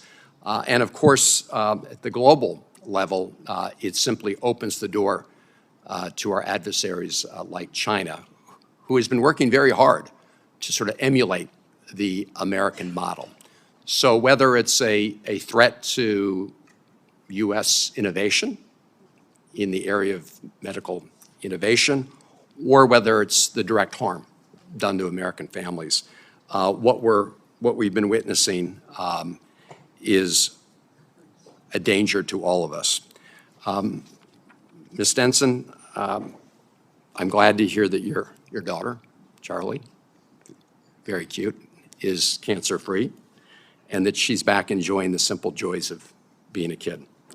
Earlier today, you did talk about how these moments are not guaranteed for many families impacted by pediatric cancer diagnoses, but they are made possible by life-saving research Congress and this committee has invested in the past.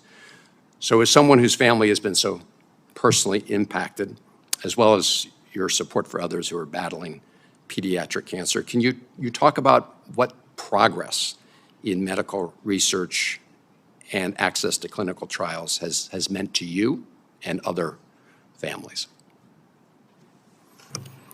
Thank you for the question and for your kind words about Charlie. Access to clinical trials is huge in our community. Many families move state lines just to receive treatment and to save their children. And rolling back access it would be devastating, and we simply can't do it. We need to be expanding access and increasing cures for our children. There's far too many families who do not realize a cure, and it's never lost on me that we got to because of NIH funding and clinical trials, but there's so much more needed. Thank you for, again, bearing personal witness to the great benefits of medical research and also the dangers of cutting in this area. Dr. Sleckman, I was heartening to see the photo you held up as a reminder of the importance of this work. And, like others on the committee, I'm very worried about how we are going to completely disincentivize younger researchers from engaging in this life-saving activity, and the impact, of course, that we're talking about on clinical trials. So can you also speak broadly to the dangers that we will all face if we continue to cut back in these areas and discourage young researchers from entering this important field?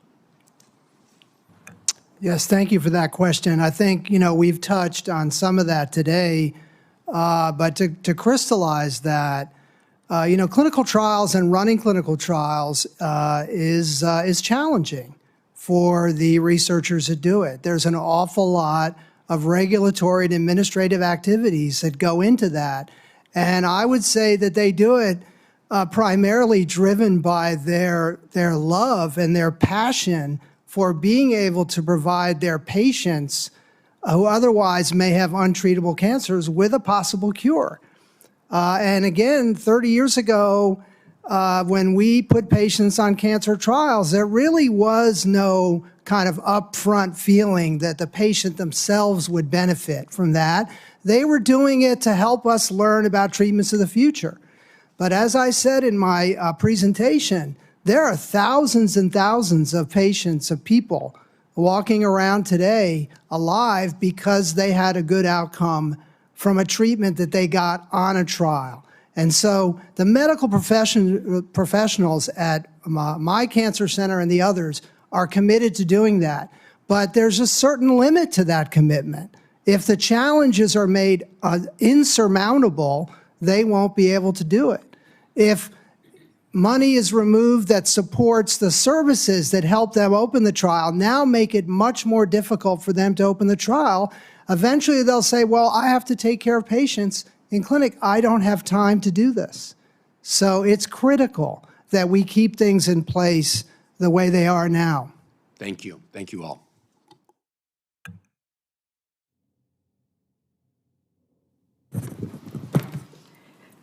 Senator Moran.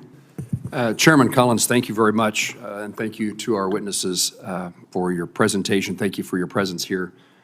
A couple of questions that I was going to ask have been asked and answered, but I do want to take the time that I have to make certain that from my perspective, on behalf of many, most Kansans, that we express our gratitude to those who are working every day to find the cure for the diseases that my constituents at home in Kansas and people around the country, and in fact around the world, they and their families are facing. You know, I was thinking as you all were speaking, there's not one American, not one, who doesn't benefit by the research that takes place in the search for that cure or treatment for disease and affliction. I can't think of other expenditures that, you know, maybe our national defense, every American benefits by protecting our country from our adversaries. But many of the things that we appropriate money for are narrow toward a specific cause or a specific organization, a task that government has been given. This task of finding the cure for diseases there is no one who loses. There's no one that anybody has not benefited, even if they or their families, their people they know, haven't experienced the diseases that we're trying to find the cure for. I've always said that medical research provides hope. And I think about you, Ms. Stenson, and you indicated that not every family would have the capability of having the right kind of research to meet the needs of your circumstances. But I think all of us have hope if we learned something about a family member ourselves. What we can gain from medical research is the hope that either today or tomorrow or the next day, there's going to be that discovery that makes a difference in a person's life. And I just want to speak in support of this kind of research. We can prioritize and we can certainly look for ways to be more efficient. We can find ways perhaps to eliminate things that make no sense at all. But those kind of things should not be the reason to criticize medical research in general or medical research totally. Criticize the mistakes that we make and make certain that it doesn't spill over into destroying an asset that this country has that is so valuable to us. Very few things in life provide, I happen to believe there's a thing that provides hope in this world, but very few things that we do in Congress provide the hope that NIH provides for people across our country. So let's do our jobs. Let's make certain that we make the right kind of choices and make decisions that prioritize and eliminate things that need to be eliminated, but don't fall into the trap of saying that what happens at NIH doesn't matter. And it matters as we've been talking and as I've been talking at least about individuals and families and people. I want to make certain that there is no child, no person that we didn't support NIH for that loses out on a trial or a treatment or something that was discovered. On the other hand, I also want to make sure that we don't miss some young person whose dream in life it is to be a researcher, to find a cure for a disease. So we have to do our jobs well and do them right. This is, again, it's not the so-called throwing money at something to solve a problem, but it's making certain that no researcher misses out on the opportunity of pursuing their dream of research and solutions to life's problems. And no patient or potential patient loses the chance to live another day or another year or live a lifetime. We all want to have the benefit of long life and time with family and enjoyable things. And I look forward to working with my colleagues on this committee to make certain that we don't destroy the dream of a family or destroy the dream of a young person who's going to solve a problem. We focused a lot of our attention on certainly cancer, but Alzheimer's and Down syndrome. And I just think the potential is so great that we have a lot to be optimistic about. And we ought to take the chance whenever things come our way that actually work. Congress ought to take advantage of being supportive of them. Thank you very much, Madam Chairman. Thank you. Senator Coons. Thank you, Chair Collins and Vice Chair Murray. Thank you for convening this hearing. And I want to thank each of the researchers who has dedicated your lives to science, to medicine, to progress. Thank you for your testimony today.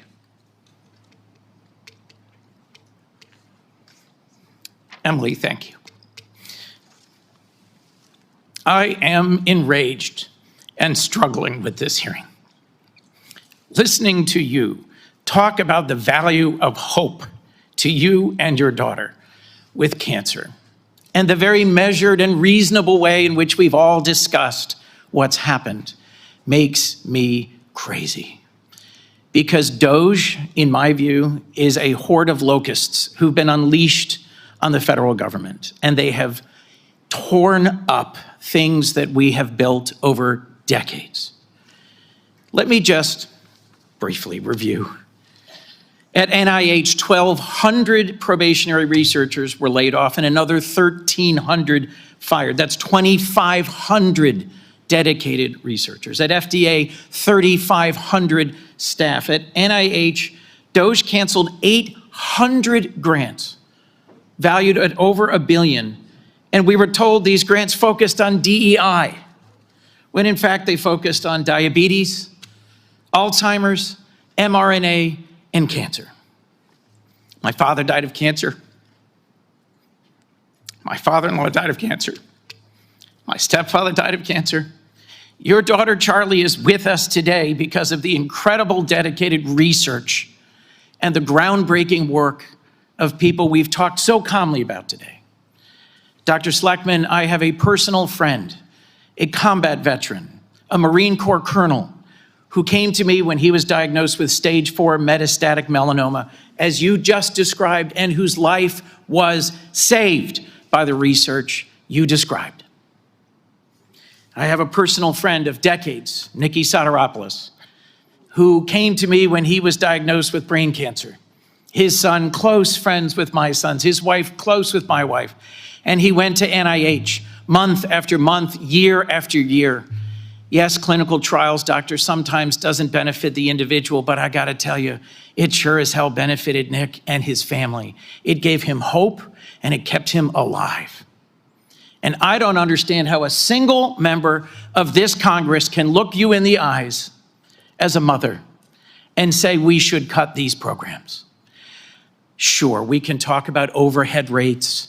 Sure, we can talk about measured and thoughtful and reasonable ways to trim a little here or cut a little there, but that's not what's happening.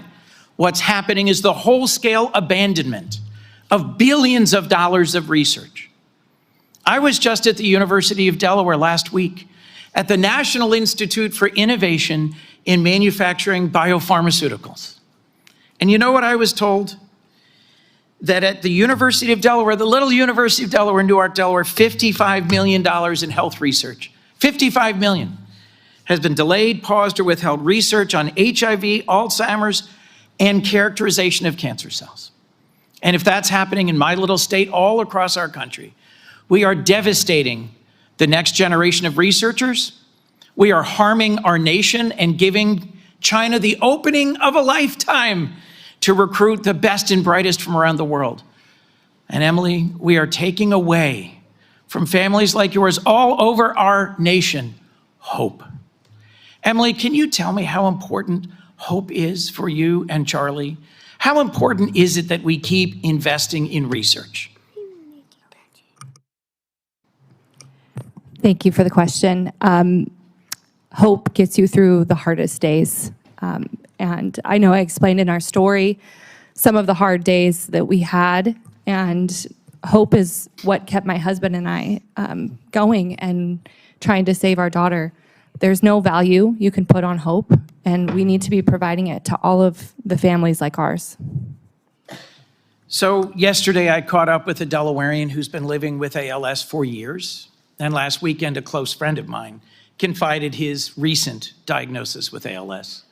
Senator Murkowski and I worked to get signed into law a bill to invest in ALS research. Dr. Esham, if I could, how will the cuts to FDA impact your agency's ability to characterize and bring new treatments to provide hope to those living with this horrific disease? Thank you for that question, Senator. And I believe you're probably aware that the Alliance did send letters to this committee expressing our concerns about the volume of risks and departures and its potential impact on the ability of the FDA to be effective and be able to continue to evaluate safety and efficacy of next generation medical interventions.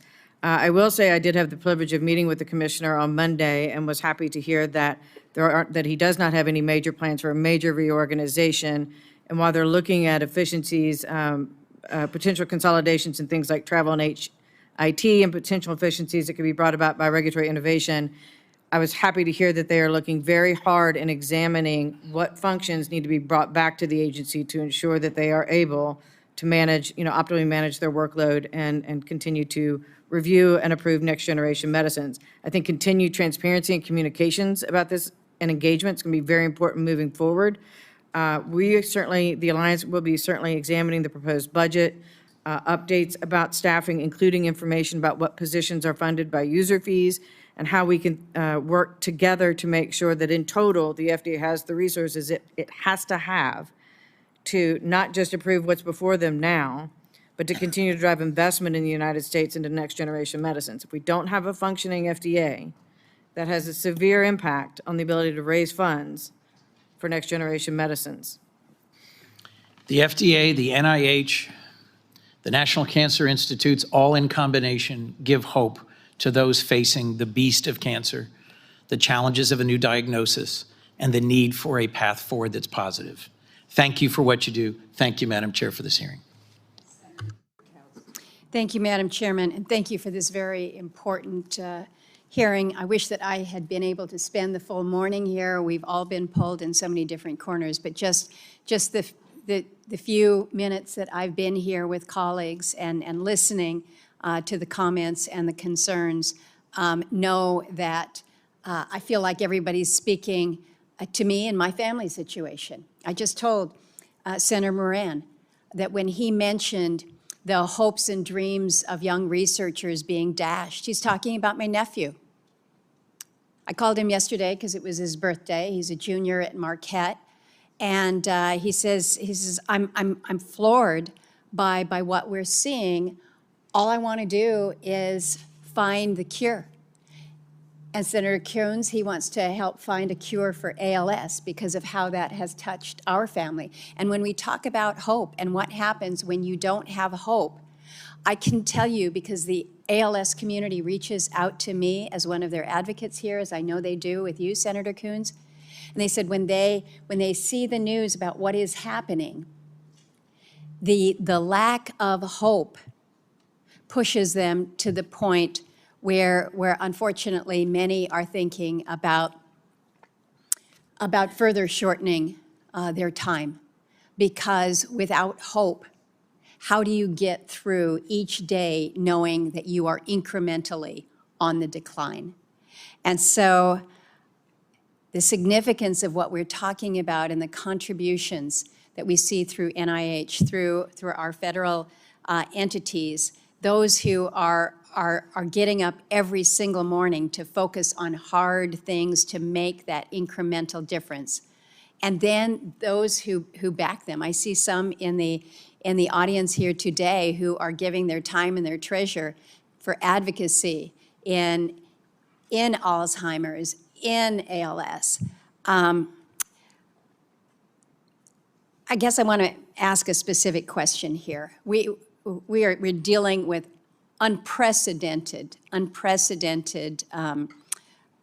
hits to the NIH and to those who have given their all to be there for others. We do a good job, I think, of taking the opportunities in other research areas to better gain leverage with the advancements that we make.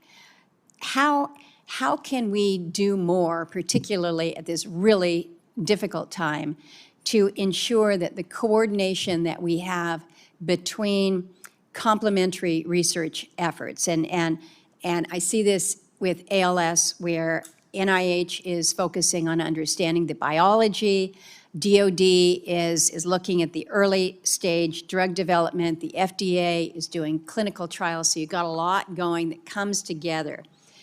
What more can and should we be doing? And with the funding constraints that we are looking at right now, how are these collaboration efforts being compromised? And I'll throw this out to either you, Dr. Parikh, or Dr. Haller. Yeah. Go ahead. Just very quickly, that coordination is vital when you're trying to approach something like ALS, which has so many different facets. But I'll tell you right now that at this moment, I want to just put a real face on this. We keep stiff upper lips here, but the scientific community is in paralysis right now. It is in paralysis across the country, in every state. There are graduate students, there are scientists, there are senior scientists who, instead of thinking about the very problems you're talking about, are thinking about the next grant, they're thinking about the next 6 weeks. And so if I can put a little bit of urgency for this committee, it is not about the FY26 appropriations process, which is going to be really important, and you're going to see a skinny budget that will scare the heck out of all of us. It's about the obligation of funding right now and making sure that we actually see some stability. That word stability, Madam Chair, that you used is so important, and we have lost that right now. And there's paralysis that doesn't enable us to spend the time on thinking about the very good question you just asked. Dr. Haller? Thank you very much, Senator, for this very important question. Research is about stability and continuity, and I'll give you an example. We have recruited a wonderful, brilliant young researcher, Emily Spalding. She has been awarded for her Ph.D. research on neuronal mechanisms. She's working on ALS. She's working in roundworms and understands how transporting molecules across neurons is important. Now, as a young researcher, she's driven by curiosity. She's driven by a desire to understand knowledge, to make contributions to understanding ALS and the disease. But at certain points of her career, she needs federal support. She needs this continuity. When you start as a young student, you need federal funding. When you embark on postdoctoral research, or in her case now waiting for the last 7 months that her grant she has written, which is excellent and will be reviewed, and it hasn't been reviewed. So this stability, this is what we need now at the moment. And then later on, when she becomes an accomplished scientist and is pursuing bold ideas, then federal support is needed again. And as was already mentioned, young people, we train them when they discuss what to do with their lives and whether they want to pursue a career in biomedical science. This message of uncertainty is deleterious. Thank you. Thank you, Madam Chairman. Thank you. Senator Ossoff. Thank you, Madam Chair, and thank you for convening this hearing today. It is a tragedy that we have to hold it. And evidence of the catastrophic incompetence of the Trump administration that the U.S. Senate is reduced to holding hearings to affirm that, yes, clinical research into childhood cancer is worth investment. A young woman came into my office, Ms. Stenson, just a few weeks ago, and explained to me that she had stage 4 colorectal cancer, 3 children, and the clinical trial in which she'd been enrolled was paused. So those 3 little kids may now lose their mother. For what? Why? What's the constituency for this? Who out there in the American public is sitting at home demanding that we shut down cancer research and Alzheimer's research? We're going to pay for this not just in lives and children's lives right now, but we're going to pay for this for a century. Irreversible damage has already been done, and it's an outrage. And I hope that this hearing demonstrates that there's bipartisan rejection of these policies here in the United States Senate, and I hope that we'll follow up this hearing with real action. And Ms. Stenson, I've got a 3.5-year-old little girl at home, and thank God that your little girl is alive. Every parent can understand when you hold your precious, innocent, kind child and you fear the most intense fear that something could happen to them, to think that American parents with children who have cancer now don't know whether they can enroll that child in a trial because maybe there's a way to save that life, it's devastating. So thank you for being here and bringing your sweet little girl. Thank you for sharing your testimony with us. I have here a statement for the record from Emory University in Georgia that includes the following statements. Quote, this research has contributed to significant advancements in treating diseases like cancer, Alzheimer's, infectious diseases, and cardiovascular conditions. Federal support for biomedical research is essential. Cuts or stagnation in research funding jeopardize these efforts and could have far-reaching consequences for both patients and communities. Even a short interruption of research funding could set back scientific progress for decades. We urge Congress to continue prioritizing bipartisan investment in biomedical research. And Madam Chair, I'd like to ask consent to enter that into the record. Without objection.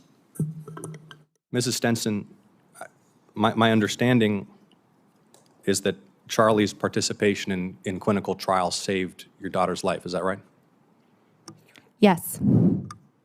And because of what you've experienced and what you've been through in your advocacy, I would imagine that you've come into contact with other families similarly situated whose children are only alive thanks to clinical trials.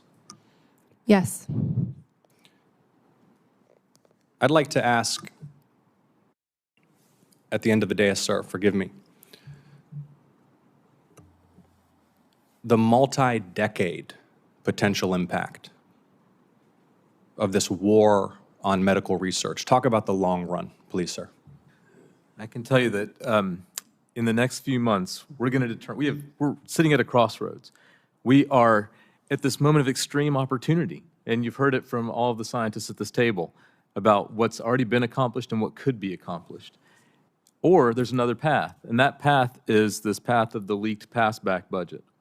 That budget, I hope it's wrong, but it says a 44% cut to NIH funding. And we can talk about administrative costs, we can talk about everything else. That level of funding means that we aren't in a race anymore. It means we aren't in a race anymore. And what that means is there may be cures for disease. There may be investment made in China and elsewhere that leads to some things happening that we would want. We're not going to be able to set the standards. We're not going to understand access. We're not going to have the ability to even catch up because the benefits will accrue to some other place.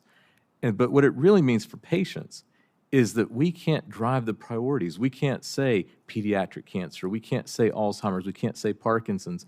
We will have lost that race. And these early career scientists that are really in moments of panic right now, they are going to be determinative of whether or not we have a generation of scientists to replace the ones that we have today.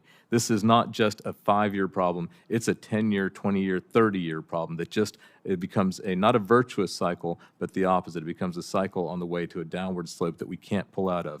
In Germany, 100 years ago, if you wanted to do chemistry, you spoke German. And in the US, you spoke German. You had to learn German. 20 years from now, what is going to be the language of science? Is it going to be English? I don't know that for certain at this moment. We're at a crossroads to figure that out. It's a historical moment. Well put, and it's urgent. Thank you all. Thank you, Madam Chair. Senator Durbin. I'm sorry, Senator Shaheen, you were first. I apologize. That's okay. Thank you, Senator Durbin, and thank you, Chair Collins and Vice Chair Murray, for holding this hearing. And thank you to all of our witnesses for your very eloquent and powerful and compelling testimony this morning. You know, I'm sorry that Senator Kennedy left the hearing because I thought he was effective in pointing out that all of us support biomedical research, that we all think it's important. But what I think he missed was we all also oppose waste, fraud, and abuse in these programs. We all also think that the example that he used from Stanford is one that we all believe should be cracked down on, and that should not happen in these programs. And so let's not be distracted by that, because that's a red herring. The fact is that I wish we were as concerned about auditing the Department of Defense as we are about auditing these research grants. We'd probably be saving more money. And the reality is that what we're talking about in terms of this research doesn't save money, it costs money in the long run, as all of you have pointed out so well. Now, Dr. Parikh, I thought you have made a very compelling case about our ability to compete with China.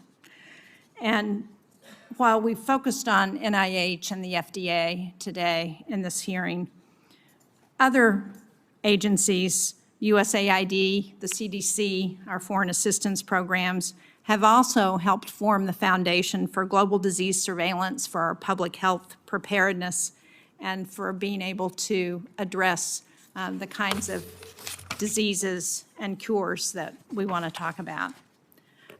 So I wonder if you could speak to how the cuts to U.S. foreign assistance, particularly in the global disease surveillance arena, undermine not just our ability to develop biomedical innovations, but also our national security, given the risk of drug-resistant diseases and undetected outbreaks that have in the past evolved into global threats. Thank you, Please, Senator. Dr. Parikh. Thank you, Senator. Infectious disease doesn't know international boundaries, and something that's happening half a world away can be here in 12 hours. And so we have to have the ability to understand what is circulating around the world, and that is it's a technological thing, it's a sociological thing, it is a relationship-based thing. You have to actually build relationships around the world, and so you end up with this ability, where there are laboratories in South Africa that can help you identify something so that before it gets here, we have some idea of how to prepare. That is an extraordinary thing. It's not theoretical. It's happened in the past, and it will happen again. But it also has this element of soft power, of relationship building. There is nothing wrong with the idea that we're going to protect human beings from disease. In fact, it is the one thing that I think we all share in common. And so when we as a country project that ability, when we increase that capacity around the world, we make a difference today in terms of those relationships, and tomorrow in terms of ensuring that we don't have epidemics that become really problematic in this country. Thank you. I agree. And sadly, what we've seen is a pullback in our foreign assistance programs in countries around the world, and we are now seeing China move in and taking over those programs in ways that not only affect our ability to get that information, but our national security. I often think that if you can't get people to do something for the right reason, because it's the moral thing to do, sometimes you can get people to do something because it's cost effective to do that. And Dr. Esham, in New Hampshire, we are developing a real biomedical industry in our state. That's important to local economies throughout the state. They're jobs that fuel our small towns and cities. They are partnering with institutions like Dartmouth and the University of New Hampshire on breakthroughs. And can you talk, I thought you were very effective in talking about the role of the FDA, but can you talk about what stability at the FDA and NIH means as we're looking at getting private investors to invest in growth around the country? Certainly in our small towns in New Hampshire, those private investments have been critical as we've looked at how to build this industry.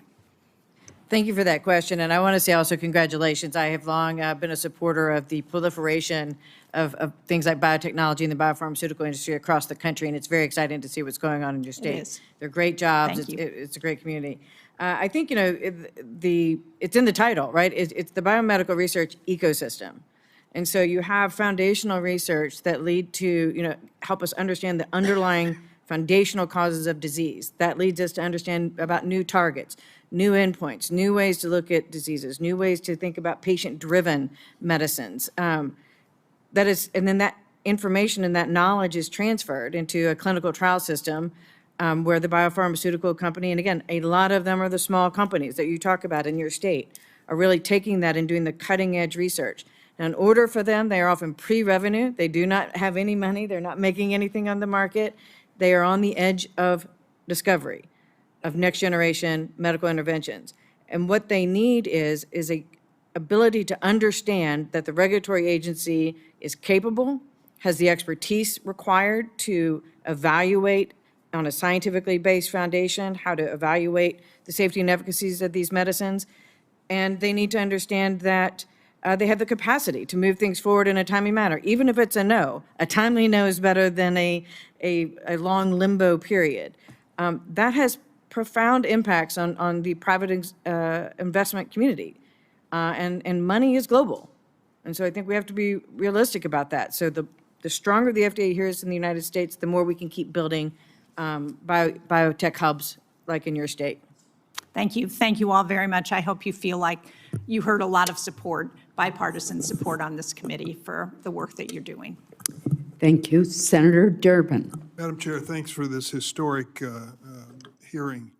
There are those of us who are concerned about this issue, but you used your authority as chair of the Appropriations Committee to draw us together and to tell this story to a much larger audience, so thank you very much for that.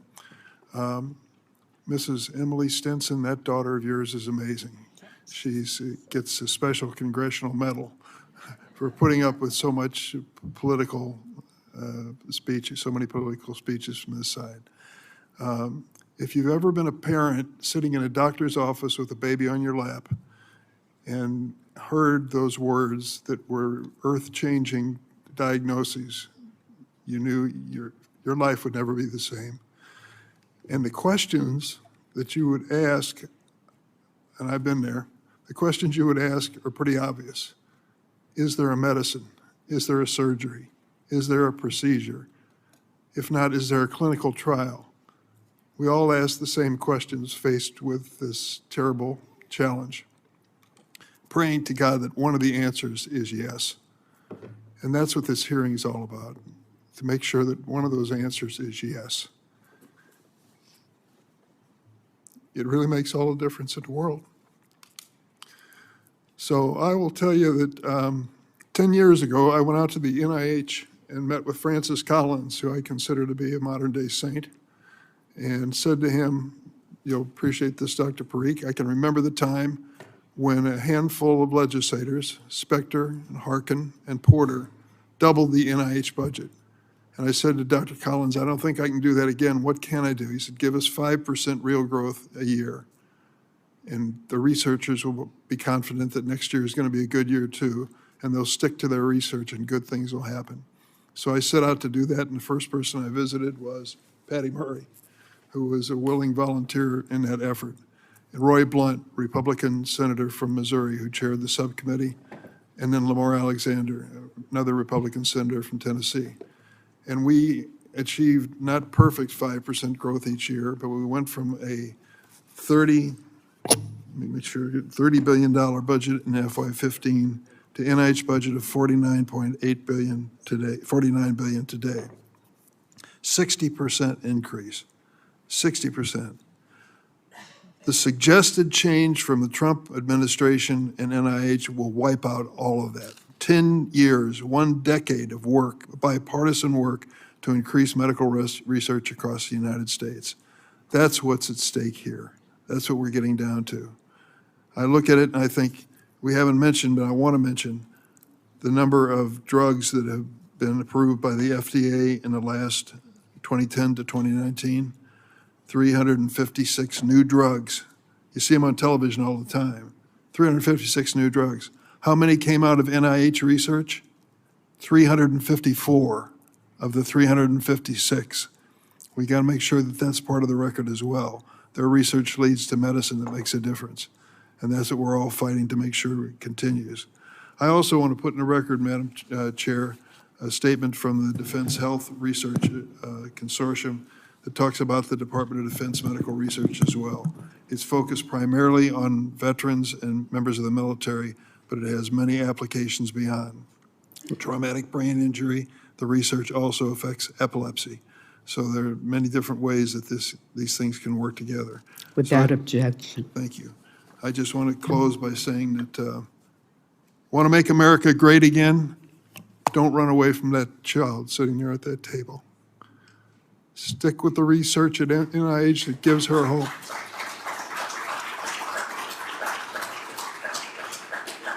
We can work together, and I think this hearing is a good indication there's strong bipartisan support for NIH. Thank you, Madam Chair. Thank you. Senator Peters. Thank you, Madam Chair. Dr. Esham, I don't think anyone in this room has forgotten about the infant formula crisis of 2021 after the FDA inspection found that some infant formula products at Abbott's Sturgis, Michigan plant had been contaminated by Cronobacter, causing widespread panic and a nationwide shortage. The infant formula crisis alerted us to a very glaring issue that the FDA does not currently have the authority to inspect infant formula until after the product has left the manufacturer's control, which makes no sense.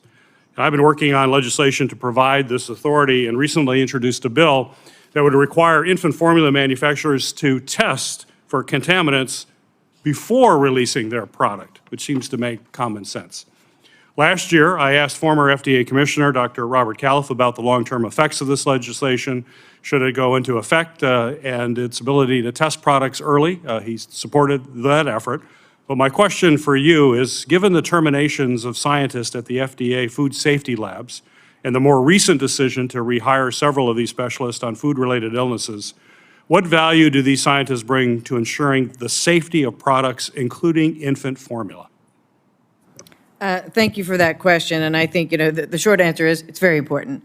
I will say that our members have raised concerns about recent cuts and the impact it may have on the abilities labs to manage outbreak response functions, drug safety and quality. It is our understanding that some staff are being brought back to these labs, in particular in Chicago, which is responsible for the Grade A milk program, and in San Francisco, which does important work on avian flu testing in dairy products. But my members have also conveyed that there continues to be a need for support and resources to meet the Food Safety Modernization Act requirements. And I think that's going to be very important in terms of managing things like the infant formula issues. So again, I'm happy to facilitate conversations with our members that are expert on that. But again, hopefully that gives you a picture of the importance. Very good. We'll continue to have those conversations because it is incredibly important. I'm also very troubled by the firing and sudden rehiring of hundreds of scientists and inspectors at FDA medical products laboratories, including the lab in the city of Detroit. These labs don't just inspect food and medicines, they also make sure that the supplies in the strategic national stockpile are ready at a moment's notice if they are needed. So my question for you, Dr. Esham, is what impact are these reckless personnel actions having on the health of Americans and our national security? Thank you for the question, and as I'll repeat some of the things that I said earlier, but it's certainly the case that the inspector's office has long been stretched, and in recent times, we were getting close to, I think, getting a state where they could better manage and keep up with the workloads of domestic and foreign inspections. And while we do think that there's ways to think about how we can use innovative technologies to help streamline and lessen the burden of inspections both here and around the world, that is certainly of concern. Again, in our letter that we sent to this committee, we did express our concerns about the volumes of layoffs, and certainly we had the Office of the Inspectorate in mind.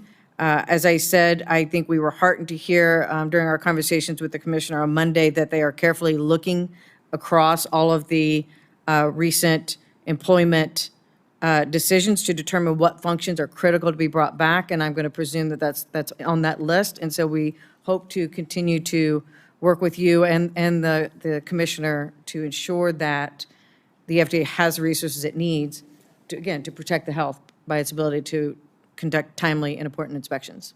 Which always has to be our number one priority. So appreciate working with you.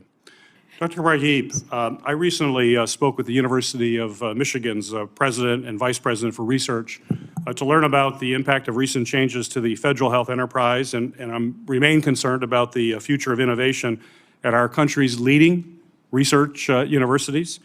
Like its counterparts nationwide, the University of Michigan is being forced to adapt to major policy changes all at once, putting significant stress on the research enterprise focused on innovation as well as bettering patients' lives. My team recently met with a group of graduate students from the University of Michigan as well as Michigan State that were participating in the AAAS Catalyzing Advocacy in Science and Engineering workshop, which you're familiar with. During the meeting, the students stressed that these major policy changes are diminishing opportunities for the next generation of scientists and researchers that we are going to count on to provide the innovation and help that they can deliver. So my question for you, doctors, do you echo these concerns, and could you elaborate on it? Excuse me. Time has expired on the vote on the floor, so I'm going to ask the witness to respond for the record and apologize, although you got your full amount of time. We are going to have to close out the hearing because the floor is calling for all of us to come and vote. But I wanted to thank everyone for being here, particularly an incredibly patient and well-behaved Charlie, who hasn't made a peep through the whole hearing.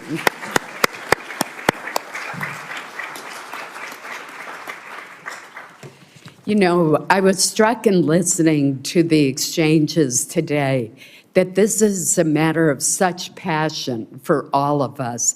And the reason is that each and every one of us has had a loved one or experienced personally an illness or a condition that biomedical research is helping to find a means of prevention for, or more effective treatments, or one day, in the case of Alzheimer's, for example, a cure.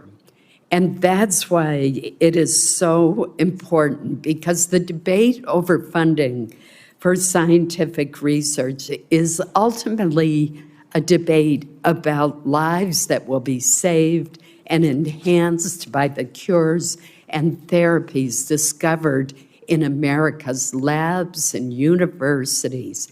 And that's why it's so important that we preserve and strengthen our system of scientific research and innovation, and why it is such a high priority. There are many issues that were raised today that we will follow up with our witnesses and all of the advocacy groups that are out there. The record will remain open until Friday, May 9th at 6 p.m. for senators who wish to submit any questions for the record. In addition, the committee has received a number of letters and written testimony for the record. All of those will be included in the record without objection. And any members who wish to submit additional materials can do so up to that deadline. Again, thank you all for being here. I do want to turn to the Vice Chair for her closing remarks as well. Thank you very much, Chair Collins. And I have approximately 36 statements here from outside organizations in support of NIH that I would like to submit for the record. Without objection. And I really want to thank you for this really critical hearing. I really appreciate the opportunity for all of us to talk about these critical federal investments in medical research and how it pays off for our economy and our global competitiveness and for our children, families, and all the patients and providers who are out there. So I really look forward to our next conversation. I hope we can bring in Trump officials to our next one so that we can share our grave concerns with them. I think it's important to say that there is a reason that NIH is referred to as one of our nation's crown jewels. It is a source not just of great value, but of national pride and hope. Hope is the word we have heard continuously throughout this entire hearing. So it is absolutely critical that we move forward quickly. And this committee's got a lot of work ahead of us to make sure that we don't lose that hope for so many families. And I too echo real thanks to Charlie for being the most patient 5-year-old I have ever met. Thank you very much. Thank you. This hearing is now adjourned.